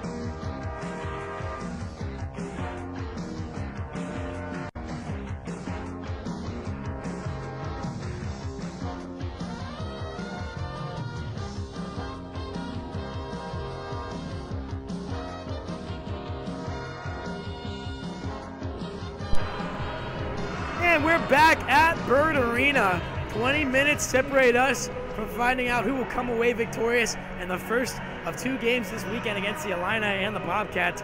Credit Illinois 3-2 through 40 minutes of play. Ohio coming back from a 1-0 deficit to take a 2-1 lead. Thanks to back-to-back power play goals by senior forward Mike Pulisic. Illinois edging themselves back into the contest on a goal by Joey Caprio, his second of the season, to tie things up.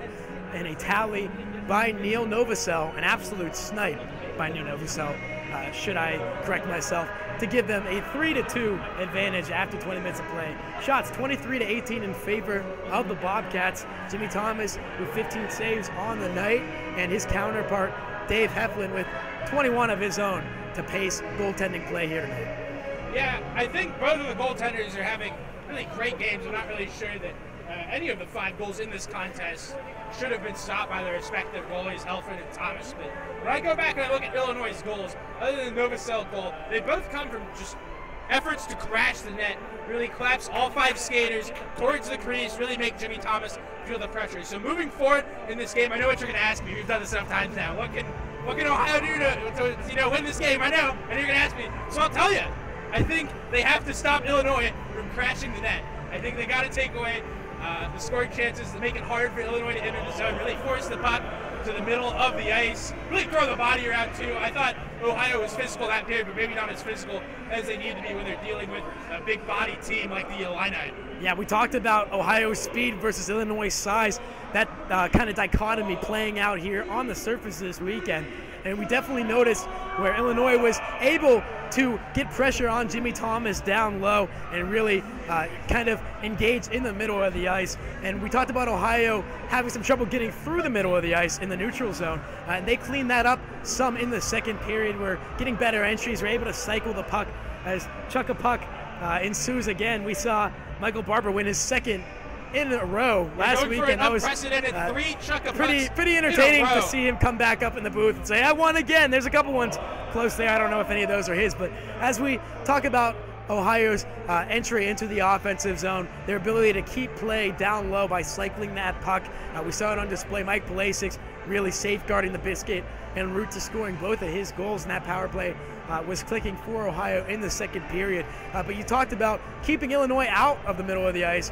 You talked about Ohio trying to get back to the middle of the ice, and they were really forced to the outside by the Illini. We saw Mike Pulisic with that back post tuck in there, the open feed on the power play. The plays like that are going to be extremely advantageous for the Bobcats, trying to catch Illinois off guard, because right now it looks like they've got some solid presence of mind in their own zone. They're really getting 2 loose pucks. They're really engaging Ohio at the blue line, making things very difficult for the Bobcats in the offensive zone. So I think that's another thing that you're going to look for, Ohio, that quick strike offense, that creative passing, that trying to catch them on their toes. Yeah, absolutely. And I think another thing we should highlight, Illinois stands out of the box. We're looking at a 3-0 hockey game. Ohio extremely fortunate to draw those penalties, and then Mike Pulisic extremely fortunate to be able to bury 2 goals on those power plays. So Ohio, another thing they have to do moving forward is keep the feet moving, draw penalties. Seems like a theme that has helped Ohio win games for the most part here at home, is continuing to draw more penalties as the game goes on. Expect that. A little bit of a physical game. Teams starting to show a little bit of tensions, bullying over. Nothing too out of the ordinary. Sean Baird in the middle of things. What else is new? But Ohio has to draw some penalties this period. Things have not been going the way they'd like them to, and even strength, quite frankly. All right, give me one guy for the Bobcats you expect to come out and try to embody some of those things that you talked about. I think Gianni Evangelista is going to have to step up. I mean, I know it's an easy pick, it's easy money, but you look at the Bobcats' leading goal scorer, hasn't scored a goal in a couple games, like 3, which seems like an eternity for him. But he needs to find the way to put the puck in the back of the net. Times like this, when you're challenged, Illinois might be the best team Ohio's faced here at home all season. But Gianni Evangelista, look for him to step up. Look for that top line to step up. Tyler Harkin's another guy to look at. -3 the last time that they met up with Illinois. Certainly looking to change that statistic tonight. Probably not on the top of his mind, but Tyler Harkin's not finding the net the way we're used to. So I look at those 2 guys for Ohio, Harkins and Evangelista, to be around the net this period. And we'll see if Ohio's big guns can get it done for the Bobcats. We're going to take a quick commercial break, and we will have action in the third period Illinois 3, Ohio 2 after 40.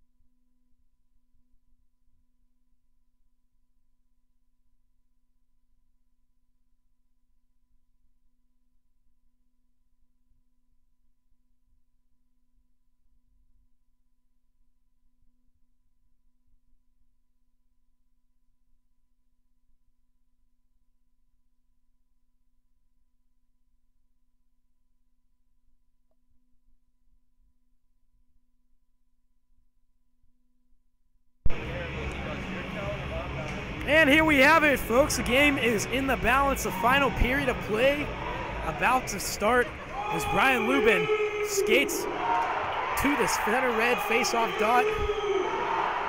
And we are underway here at Bird Arena, Illinois, with a 3-2 advantage heading into the final frame. Ohio trying to come back and steal a win on home ice against a very tough number 6 in the nation, Illini team. And they're playing like the number 6 team in the nation tonight, Shane. Good bounce game, skill, strength, speed, you name it. Illinois is at least competent in it, if not great. Rittendale with the puck at the point, over to Nolan down low. Picking up the loose biscuit in the corners, James McGing. Playing teeter-totter with Nick Gross as he head fakes one way and goes the other. Brian Lubin went for the loose puck. Lubin all alone, shot by number 10, guided away by number 29. David Heflin, a big save for the Illini netminder as Brian Lubin heads back to the bench. Out of gas is number 10, and out for him on the ice is Gianni Evangelisti. Lubin with great speed and hands usually grants him a shot by Corney, and he buries it! And Tom Corney gets off the schneid. Hey, whoopsie daisy, how do you do? Feed to the net. Heflin wasn't ready for it, and he squeezes it under the outstretched pad of number 29 for the goal. Tom Corney with a raucous celebration back to the bench, his first of the season. And Ohio ties the game up a minute and 15 seconds into the third period on the stick of Tom Corney. We often talk about how important starts are to start each period, and there's exactly what Bobcats head coach John Hogan ordered. A goal off the stick of Tom Picorni, his first of the season. No doubt about that one will be credited to Tom. And I will have a burger well done with extra lettuce and cheese, Ethan. 3-3 from the stick of Tom Picorni. A workman-like effort by the Bobcats defenseman. He has faced trial and tribulation this season. He loses his twig. And he just drew a penalty. Goes dead. Ohio back to the power play. Thanks to the penalty draw by Tom Picorni. He's really doing it all for the Bobcats here in the third period. And we saw him pick up a couple assists last weekend, 2 to be exact. He had one earlier in the night, a goal and an assist now for number 4, which pushes his point total up to 6 on the season. And Shane, that Picorni goal was assisted by Gianni Evangelisti. He is the only one to be credited an assist on that goal. Picorni from number 7, Evangelisti. Face off in the Bobcats zone. He spoke prematurely. It is Ohio who will be heading to the box and on the penalty kill. 4 skaters out here for the Hunter green and white. Illinois counters with 5. Opilka at the top of the zone is one of them. And down low, Luke Forfar has had a pretty good defensive night, blocking shots on the penalty kill for the Illini. Calls for the puck in the left circle. Crosses over to Cruikshank on the opposite side. His hard shot off the backboards, kicked out to Opilka at the left point. Feed to Cruikshank, blocked by Hazel, and he grabs for his ankle as he waves that one away. Hazel pressuring Cruikshank up front again. Timmy Turneau there with him. Shot wide of Evangelisti. And a big save there by Thomas. Gets some padding on it, and it'll go out of play for the whistle. 17:27 on the clock as the play is dead. A minute and 3 remaining on the power play for the Illini as they try to regain a 1-goal lead here. We knew that Illinois was going to push back after that Picorni goal, and they sure are. A sustained power play opportunity here for the orange and blue. Roberts, they have trouble winning that faceoff, but nonetheless the Illini out with the puck. And a shot there by Stu. Big save by Thomas as he had to get back to the right post to make the save. Stu with a hard shot, and it comes back to the corner for number 25. Turning the puck over was Stu, and Evangelisti able to get it out. He'll send it all the way down the ice. Joe Nolan will have to go back to recover it. Play starting to slow down a little bit. Both teams know we're getting late in this one. Tie game. No margin for error. Who's going to make the first mistake? Stuve up for Kolaz. Nice passing there by the Illini as they play tic-tac-toe through the neutral zone. Out of the corner and to the point for Ernsting. Turned over by number 24, and racing forward is Cody Black. Safely away by Heflin. Back up top for the Illini in is Homerin, leaving it for Richter. And back to Homerin, play out in front for Ernsting. And he was able to get a blade on it. Jimmy Thomas standing tall for the save. Ernsting to the point as Ohio is able to kill off the penalty and get back to even strength. Out here is Garrett Elmore pressuring on the forecheck. You can attribute a lot of that penalty being killed to number 18, Cody Black, chasing the puck once again. How big has this guy been on the penalty kill tonight? I'll tell you, he's been huge. A jack of all trades is Agent Cody Black. His 3rd goal of the season, scored last weekend against the Golden Grizzlies, contributing in different ways here against the Illini tonight. Picked up by Caprio, and too many men penalty as Illinois was caught in the middle of a change, and a good call there by the refs, able to pick up on that one. Ohio back to the power play. That is something Illinois cannot afford to have happen. Can't afford any penalty, but to have a mental lapse like that, too many men on the ice, is absolutely brutal. Looks like number 9, Chance Homerin, going to serve this penalty for the Illini. Ohio looking for their 3rd power play goal of the evening. I don't see Pulisic on the ice as of right now, but I'm sure he'll get some power play time. He's already got 2 in his back pocket. He might want to make it 3. Ohio scoring on half of its power play goals last weekend against the Grizzlies. 5 tallies and 10 attempts. They've gotten on the man advantage more than a few times here tonight. Have come away with 2 more strikes. We'll see if they can complete the trifecta and take a 4-3 lead here. Would be a big momentum booster for the green and white. Fiala over the red line has Harkins. Entering the zone is number 22. And dishing it to Hazel. Shot by Hazel low along the ice. Trying to get to it was Rude, and he could not catch up to the rebound. Rittendale safeguards it. Back off the pads of Jimmy Thomas on the opposite side. Ohio will have to try again. About halfway through this power play, Shane. Gross has time and space, and he's streaking Picorni down the left side. We saw him score from that area earlier to tie the game up at 3 this time.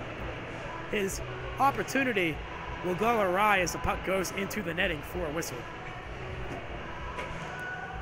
Do you see Pulisic out there? And out here for Ohio is that second line of Ryan Lubin and Mike Pulisic, Cody Black. The Bobcats with 1:06 to work with on the power play. Trying to catch up to the biscuit was Tom Picorni. He'll corral it and rifle it to the corner for number 28. Back to Picorni, out in front. Shot by number 4. Tom Picorni, loose puck. Lubin for the feed, trying to tuck it. And Mike Pulisic converges as the net is knocked loose. David Heflin doing whatever he can to keep that puck out of the net. As 4 Bobcats converge, Sean Hogan clamoring for a penalty shot from the bench. Yeah, Heflin did not stop the original shot. I think he may have thought he did, but rebound given up and chaos ensued in front of Heflin's crease. It appears the puck might have been destined for the back of the net, but the net comes off. Ohio has 48 seconds to make something happen here on this power play. 14:27 remaining in regulation. One on by the Bobcats. Mike Pulisic with the shot into that eye logo of Heflin for the whistle. Mike Pulisic itching for his 3rd of the evening. Able to get out to the middle of the ice there. We talked about Ohio trying to establish some territorial rights in the center of the slot. And out there is Lubin, now could not pick up the biscuit. Back to the red line. And Ohio re-enters the zone here thanks to Brian Lubin. Good play there by Gross to bat that puck down with his tummy and make sure that puck was not sent all the way down. Skipping toward the net and past the stick of Lubin went the puck. Tom Picorni sending it that way. He takes it again and cannot keep it in as it goes over the blue line. Ohio regrouping. And time will tick off the clock here on the power play. Illinois back to even strength as Picorni catches up to it off the boards. Picked up by Ernsting. And a great defensive play by Brian Lubin to get back and steal that puck from number 24, Robert Ernsting. And thinking twice about settling that puck on the ice was Heflin. He'll instead squeeze it for the whistle. 13:26 left in the period. If things go the way they have been, we may be looking for a few extra minutes of hockey. Somebody might have called Buffalo Wild Wings. Still plenty of time left, though. Brian Lubin doing a good job of handling Robbie Ernsting here tonight. Has kept him off the score sheet to this point. That is not an easy feat. Brian Lubin been a great defensive center all year. Doing more of that here tonight. And we're going to get a stoppage in plays. Both referees tend to the goal down Jimmy Thomas's way. And a quick breath for both sides as Jake Fiala heads back to the bench to have a word with Sean Hogan, and both sides will head back. And I didn't get any word that there had been a timeout called, but Looks like there's an issue with the net, maybe? I think they're going to do a little patchwork down in the crease. They brought out the snow. Had a referee calling for a puck there. I'm sure he just wants to smooth things over, both literally and figuratively. And as we wait for play to resume here, Ethan, we see a 29-20 shot advantage for Ohio. 6 so far in the first 6 or 7 minutes of this period. Getting the game-tying goal on his first of the season from Tom Picorni. Yeah, Tom has been around the net ever since he came back here to start the second semester of hockey here at Ohio University. He was not on the ice at all in terms of games played the first semester. But a couple of nice opportunities last weekend. We thought ourselves that Tom had his first goal a couple of times last weekend, which is credited with assists. But no argument about this one tonight, Shane. Tom Picorni is first of the season. And they brought out the puck to try to hammer down all of those divots in the ice. Jimmy Thomas looking on and giving some advice to the guys about how he likes his crease. Good fan engagement here again tonight. As I look over the ice, I see a couple of folks in the Penguin unis. Some beautiful black and gold sweaters. Unfortunate, they must be lost. Someone should tell them that this is Ohio. I saw the Pens were up 1-0 earlier. That's good news for me. The Jackets and the Capitals facing off tonight. Am I correct, Ethan? 4-2 lead for the Capitals.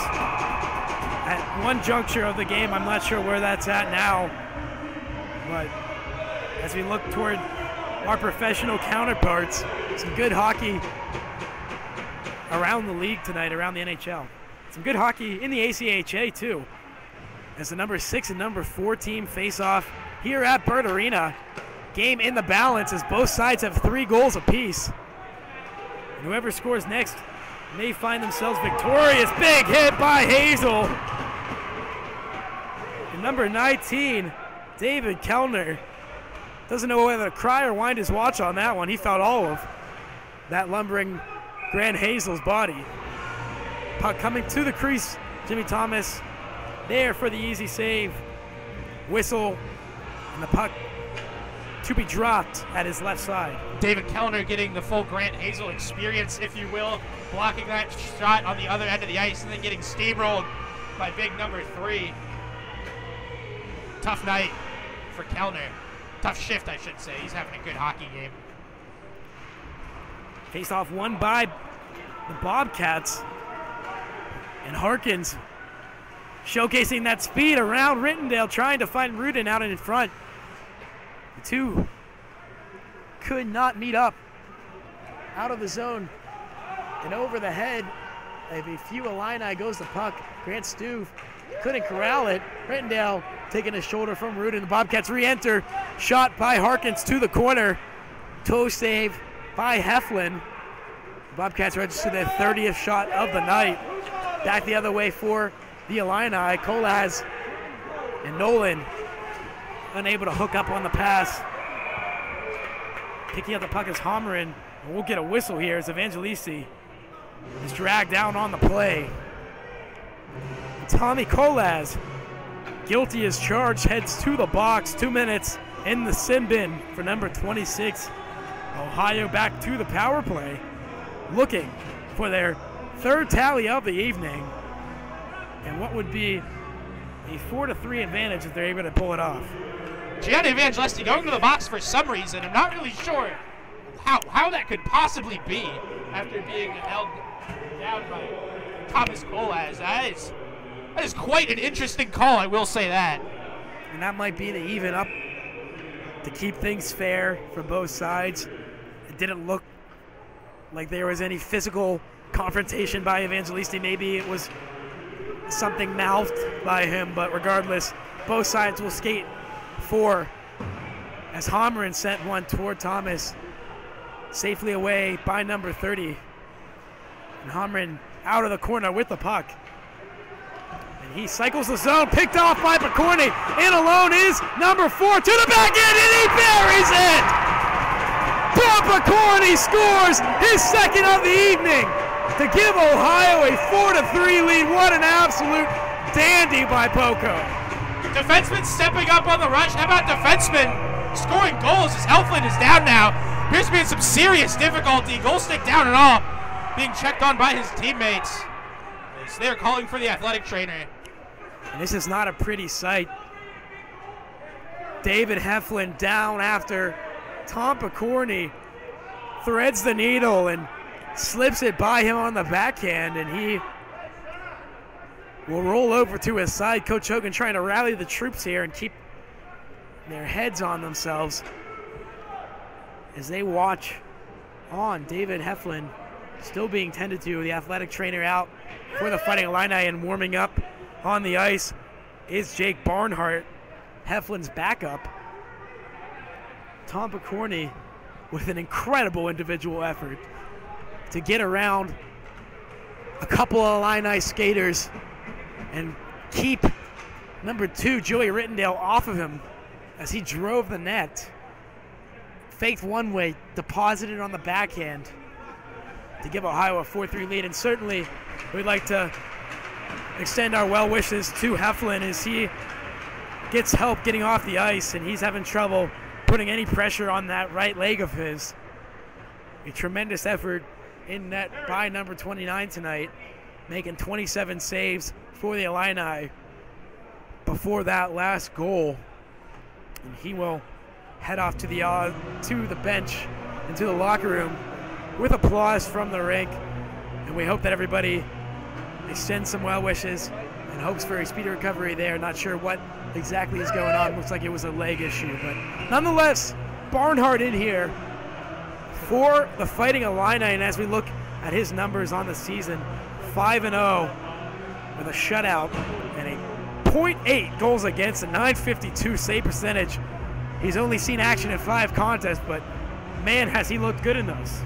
Yeah, he got some time last weekend, stopped 16 of 17 pucks in Saturday's contest against the Illinois State Redbirds.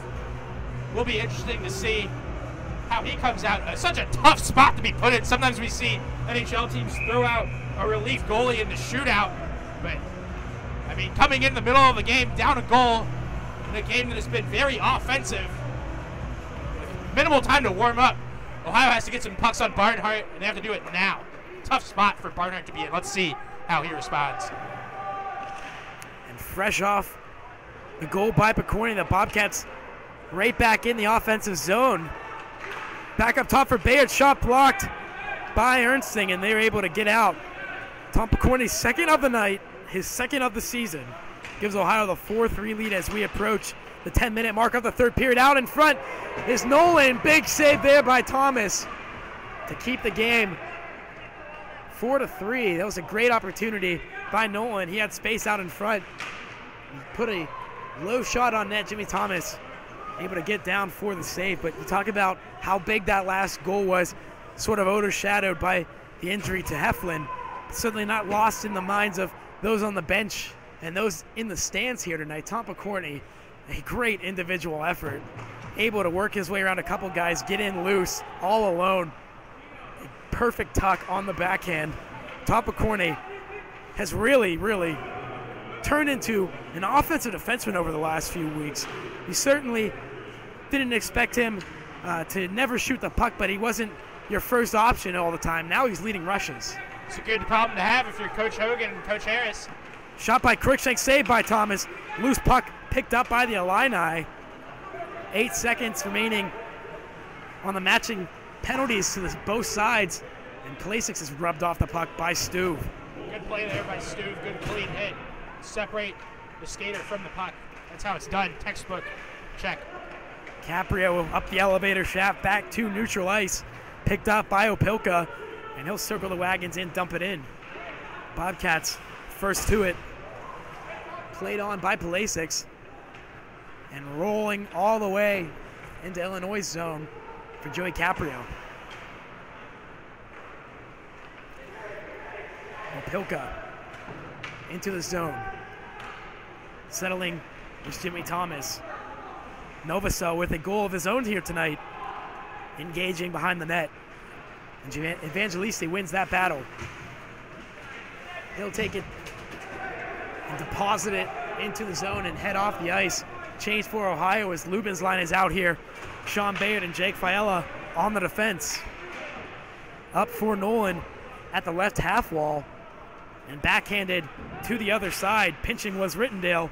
And getting to it first was Ohio. Picked up by Harkins over the line and into the zone. Trying to find Rudin streaking down the other side. Brian Lubin streaking down the other side. That puck kicks up to the air and to the corner. Ohio cannot keep. Fiala playing this puck now. Just going to look to send it back in. Ohio can't play conservative, but you wonder if they're going to start to play a little bit more careful up a goal here with 8.5 left in regulation. Jimmy Thomas watches that one in behind him. With speed is Illinois. And a great play there by Apolka, stripping Harkins of the puck. Loose biscuit. McGing watches. Jake Fiala take it over the blue line. Touched by the Illini, hand up by the ref. We're going to get a slash on counter. And just like that, Ohio back to the power play. We'll see what happens here. Counter skating toward his bench.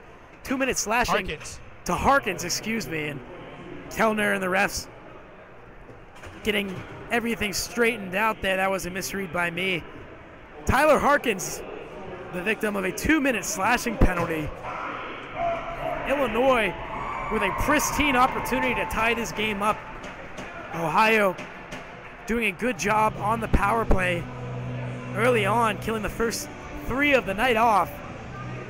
Illinois started getting a little sloppy in the second period, and that led to 2 Mike Blasic's power play goals. And things have evened out recently. But Tom Picorni with the goal to give Ohio the advantage. Right now sits as a outlier here in what has been an otherwise very equal hockey game. Yeah, dare I say the most important penalty kill of the season at this point. Illinois, definitely one of those teams that is up there in that Lindenwood caliber of competition, and Ohio is tasked with having a weekend series. And a huge kill coming up right here. 8:18 remaining in regulation. Ohio ahead on the shot clock. 31-23 on a Tom Picorni goal that was unassisted. Illinois establishing possession on the power play as Opilka quarterbacks the man advantage from the top of the point. Finds Kruchak along the boards. Down to McGing. Playing catch with McGing is Kruchak. The puck finds number 13 stick once again. Opilka off the feed. Dishes it back to McGing. Across to Richter. Back to Kruchak. Good passing by the Illini, and that skips over the stick of Opilka. Big break there for the Bobcats. Illinois with solid puck possession over the first 20-30 seconds of this power play. Keep an eye on how many bodies Illinois gets in front of Jimmy Thomas. Solid 4 or 5 bodies. Out in front is Hommerin. Thomas able to peek around him to find the puck, make the save. Richter, the leading goal scorer for the Illini, out here with Chance Hommerin and James McGing up front for Opilka. And he's partnered with Eric Cruikshank up top. McGing blocked by Gross. Picked up again by the Illini. Played off the foot of number 22, Tyler Opilka. Loose out front, backhanded toward Thomas, and Jimmy Thomas stays low to make the save. 39 seconds remain on the penalty to Harkins. 6:57 in the balance. And Jimmy Thomas will watch as this faceoff comes out to his right. Good penalty killing here by Ohio. Illinois establishing possession, moving the puck around, but when they move it in front of the net, Ohio getting in passing lanes and blocking shots. That's exactly what you need out of your penalty kill, as that one is sent back down. Barnhart will tee it up. He'll try again. Stepping up to the plate and hitting it out was Fiala. Quick release by number 17. Gets the puck deep. Illinois through a jumble of Bobcat defenders over the blue line. Play whistled dead on the offsides. Tommy Kolaz, David Kellner, and Robert Ernsting out here on the forward side of things for the Illini. Countering for the Bobcats are Matt Rudin and Cody Black. And we talk about what Cody Black's been able to do on the penalty kill tonight. Solid presence, using his speed and face-off skill to keep the puck away from the Illini. And he will look to do so once more. Ohio safely out of the zone, and that'll do it on the man advantage. 3 seconds ticks down to 2, and out of the box comes number 20, Garrett Elmore, onto the ice. Harkins will head to the bench. Lampron, Evangelisti, and Elmore out here for Coach Hogan. An unlikely trio, haven't seen a ton of time together, but they're going to be counted on to make some big plays in the last 6 minutes. Arm up, and another penalty. Let's see who this one's against. Looks as though it's going to be number 17 for the Illini, John Muskalak, heading to the box. And there's your even up call. Ohio back to the power play, able to score twice on the man advantage to this point. We'll see what they're able to do with it. Here with 5:59 remaining in the contest. A 4-3 advantage for Ohio. One on by the Bobcats and kept in by Fiala, or so he thought. Referee will point to the blue line and blow the play dead. Face off outside of the zone. Shane, injury update for our fans at home. Heflin was helped off by 2 people to the locker room. Still appeared to be in a lot of difficulty. Would be surprised if we saw him back here tomorrow. The Illini very likely going to have to lean on their backup goaltending this weekend. Rudin collecting the loose puck, shot! Saved by Barnhart. Feeling his first rubber of the night and shouldering it away. Picked up by the Bobcats. Evangelisti back up top, and a rifle by Hazel. Rings off the backboards. Back to the point for Fiala. He sends one to the corner. Did not get much on the shot. No head to the bench. Nick Gross out of position. He'll have to head back to his own end to retrieve the puck. Couple of opportunities coming there from the point. Let's see if Ohio continues attacking this power Gross play with confidence over the blue line. Feeds to Evangelisti, trying to send one back to the slot, and unable to do so was number 7. Out of the corner was Gross, off of the post low, and back for Harkins behind the net. He will leave it for Evangelisti. Tumbling to the ice is Black. Getting back up was number 18, and he will head to the corner to give Harkins and Evangelisti another option.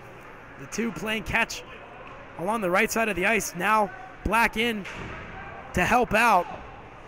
Falling to his feet was number 18, and picking the puck up was Eric Cruikshank. Out of the zone it goes, and into Jimmy Thomas's neighborhood with 4 minutes and 20 seconds left in the game. 19 seconds remaining on the penalty to Muskalak.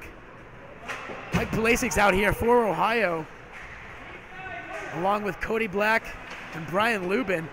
Picked up by the Illini, and as time ticks off the clock, they're going to get their man back out of the box. Brian Lubin safeguards it to the half wall and buries it in the offensive zone. Forechecking was Hazel, and he rubs Ernsting off the puck. Nolan up top with the shot, blocked by Fiala into the netting for a whistle. 3:43 remaining in the period and in the contest. 33-25 are the shots in favor of the Bobcats. 2 goals off the stick of Mike Blasix, the first 2 of the game for Ohio, and 2 more off the stick of Tom Picorni have given Ohio a 4-3 lead here as they try to hold on over the last 3 and change.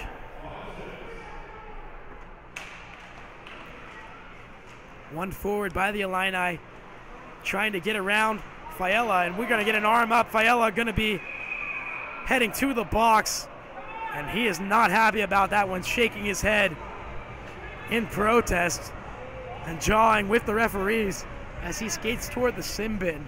And this is a crucial power play for the Illini. Special teams has been a deciding factor for most of the evening. We saw Ohio with a couple of early goals, both sides taking a plethora of penalties to this point. And Illinois perhaps with no bigger opportunity here than with 3:33 left, trying to tie this game up on a power play on a Jake Fiala penalty. Yeah, tough break there for Ohio to take a penalty like that later in the game. Coach Hogan didn't think it was a penalty himself, but Nick Fabrini, his Fighting Illini, can have a chance at tying this game. And there's a great start. Clear by Nick Gross, 3:27 remaining in regulation. Barnhart settles. Illinois on the breakout. Joe Nolan picks his head up and heads up the ice. Backhand by Nolan to the crease. Big save by Thomas for the whistle. Illinois trying to find whatever reserves it has left in the tank as it chugged through the neutral zone and into the Bobcats' end. Ernsting, the assistant captain, out here with McGing and Kolaz. Ohio's penalty kill looked good for most of tonight, but it will all be for naught if they give one up right here. It's good clear again by Gross. On the point for the Illini, Grant Stu with the whiff. Ohio able to dump that back in. And a break for the Bobcats as Stu unable to cleanly play the puck forward for the Illini. Nolan will try his hand at it. Gets it up to Ernsting. Puck deposited behind Thomas. Kellner first in for the Illini. Doesn't catch up to it. Back to the point for Ernsting. And played on to Stu. Nolan to Ernsting down low. Two Bobcats converge. Hazel and 18, Cody Black. Joe Nolan over to Kellner. Shot blocked by Hazel. And out of the zone. And Ernsting grimacing in pain there as he swung his shoulder forward. Not sure if he might have hyperextended something. And he is grabbing that elbow as he skates gingerly back to the bench. Bobcats doing a good job on the penalty kill so far. A minute and 20 gone, 40 seconds remaining. 2:09 left in the contest. Illinois and Chase Homer and head up the ice. Pass over to Richter. Walking toward the center. Saved by Thomas. Gets a piece of it as that puck goes to the corner. McGing back to Richter along the hash. On the right side. Tucked low for Homerin. Up to Cruikshank. And engaging was Timmy Tourneau. And he gets a loose biscuit. Empty net. Buried by Tourneau. His 10th of the season gives Ohio the 2-goal lead with a minute 44 remaining. And that might just do it, Ethan. You look at Ohio, how they've pressured the puck on the blue line all night. The McCourty goal came that way, and the goal that will likely seal the fate of this game comes that way. Pressure at the blue line. Timmy Tourneau pokes it away, follows it down the ice, ultimately tickles the twine. Number 16 coming to life in the second half of this season. Timmy Tourneau, his 6th goal in as many games. His 10th of the season. That is his 20th point. Timmy Tourneau, an incredibly effective player on the first line with Evangelisti and Pulisic. Coach Hogan might have struck gold with that line combo as Barnhart waves his hand up for the icing. But nonetheless, what a huge goal, be it on a power play, even strength, or with an empty net. Timmy Tourneau, his 10th of the season, gives Ohio the 2-goal advantage, and with a minute 30 left, the Illini are going to be hard-pressed to try to tie this hockey game up. They might be able to sneak one in, but doing 2 behind Jimmy Thomas is a tall order indeed. And you would expect that Ohio is just going to be in a prevent defense right here. Let's see if Illinois tries to take the goalie out one more time, one last push, but minute 15 left. It's going to take quite an occurrence of goals. Probably a good idea that they don't do so, as Opilka can't keep the puck in at the point. Barnhart watches it back behind his own net, and facing tremendous pressure from Elmore is Tyler Opilka. He'll have to deposit it to Novosel. Back in for Opilka down low. And looking for an out route and finding one in Muskalak. As the Illini get it to the red line, but not before the Bobcats dump it back in. 40 seconds remaining in the game. Kellner over to Caprio and across the blue line, poked down low and played on by Fiala. The Bobcats with an exit strategy that goes awry as Richter picks off the pass at the blue line. 22 seconds and counting as number 11, Salk and number 10, Drew Richter, try to keep that puck in the offensive zone. And that'll do it for the Bobcats as they come away with a big 5-3 victory here at Bird Arena. What was once a 3-3 contest finishes as a 5-3 Bobcat W. Shots 34-26 in favor of the Cats. Two big third period goals from Tom Picorni and Timmy Turneau to cap things off in their 25th win of the season. Jimmy Thomas's 24th win of the season in front of these great fans at Bird Arena sets the stage for an even bigger game tomorrow night as Illinois tries to rebound. Able to keep things close through 2 periods of play. This really was an even contest. Ohio with a 2-1 lead at one point, and they fell behind 3-2, able to come back and tie things up, gain the lead on the Tom Picorni goal, and come away with a big win here tonight. The Bobcats really were resilient. Yeah, it was tough for Ohio there, getting ahead 2-1, blowing that lead. But how about the third period? The number 4, Tom Picorni, had no doubt on his 2 goals. I mean, wow, what can you say about this one? One of the more exciting games we've had the pleasure of bringing to our fans here who can't make it out to Bird Arena. Very exciting. Tom Picorni getting 2 of those goals. He had an assist as well, 3-point night. Of the season there, the third. Timmy Turneau able to bury it, the empty netter to make it 5-3. Ever important is this first win in the series, ACHA in play 2. Ohio is 10-3 after capturing the first win in game number 2, and 7-2 at home. So usually, but not always, when they get the first one, things are in a good place, and I think they are. And a couple of tough injuries. Say that one 9 times fast. There at the end between Heflin and Ernsting. Ernsting went off the ice there. It looked like appeared to be a knee or some sort of shoulder. It was kind of... I think he was clutching his elbow. Yeah, it was kind of hard to tell. But they're definitely going to want both of those guys back tomorrow. Heflin, like I mentioned there in the third, was limping off to the locker room with assistance from 2 people. So I doubt we would see him tomorrow. But Ernsting, not sure what his status will be. Illinois is definitely going to want him in the lineup tonight. Those are 2 of your bread and butter guys that are going to make life hard moving forward if they're out. Yeah, certainly wish all the best to both those players and a speedy recovery. Don't know the severity of either injury. I'm sure that we will have more news for you guys later tonight and into tomorrow concerning those developments. But what we talk about on the ice here, Ohio, a great individual effort by a couple guys. Obviously, Mike Pulisic with a big night, 2 goals. Tom Picorni, really the headliner here, gets his first 2 tallies of the season. But guys like Cody Black with their relentless pressure on the PK, with their face-off prowess. Guys like Brian Lubin, who really keep the pedal to the metal and the energy going for Ohio, are some unsung heroes that I would also like to call out here tonight. I think a really tremendous game up and down the lineup. You still don't get the goal from Evangelisti. I know you talked about looking for him, but he played another solid game up front.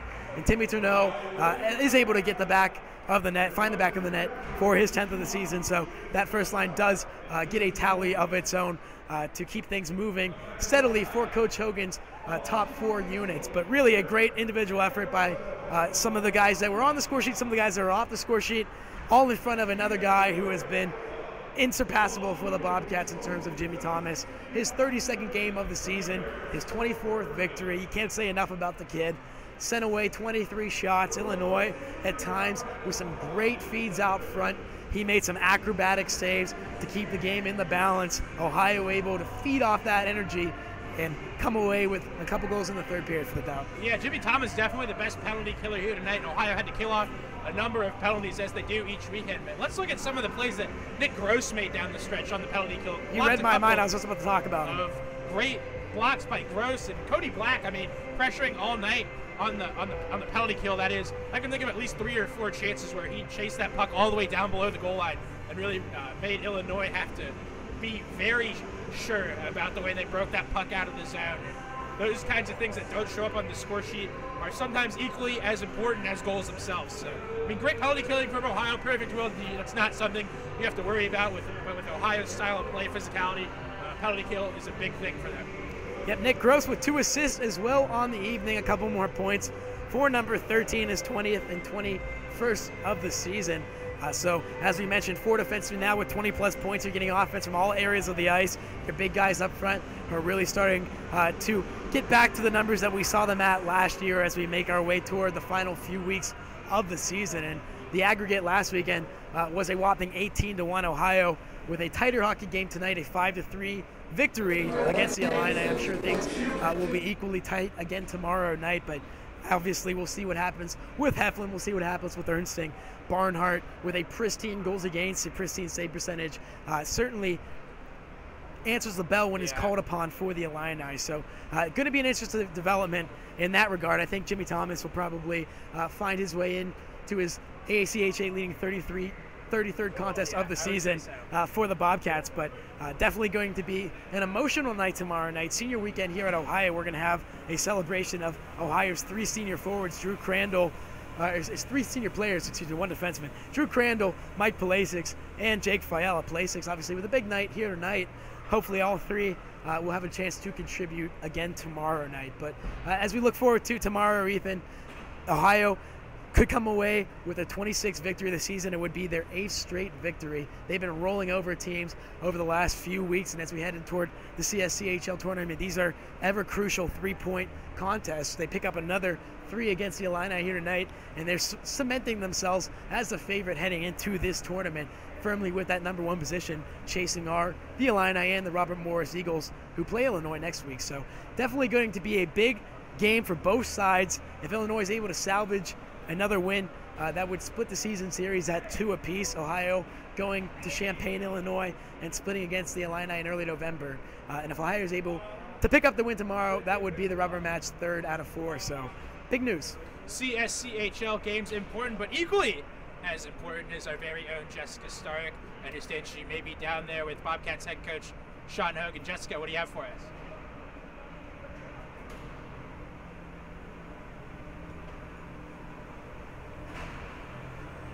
What'd you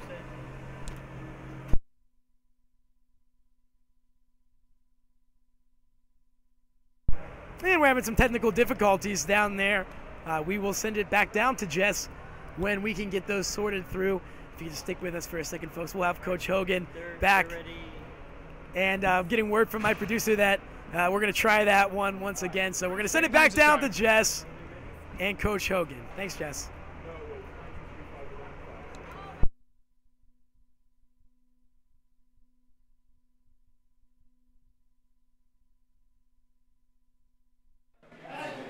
Jessica Stark here with ABW Questions, here with head coach Sean Hogan.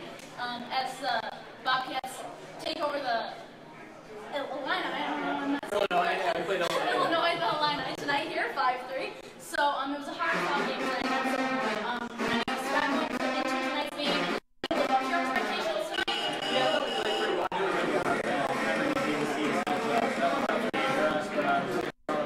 Really proud of our forward line. Frank Crandall and Jenkins created a lot of opportunities for us when they were on the ice. The Cubs in there actually created a lot of opportunities to get us out of left shoe. So that was fun to see. It's penalty killers.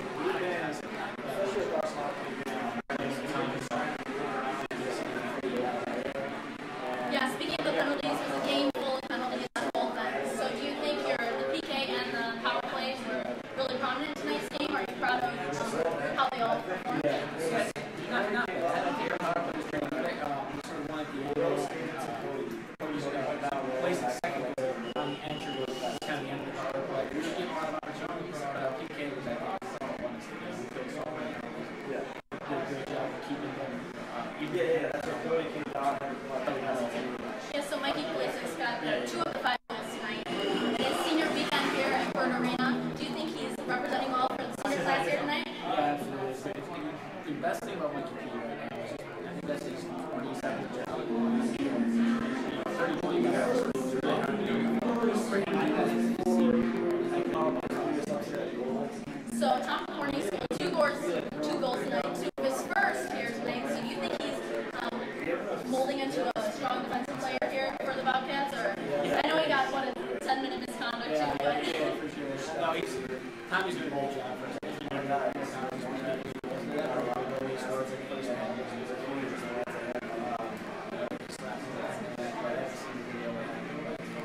He really is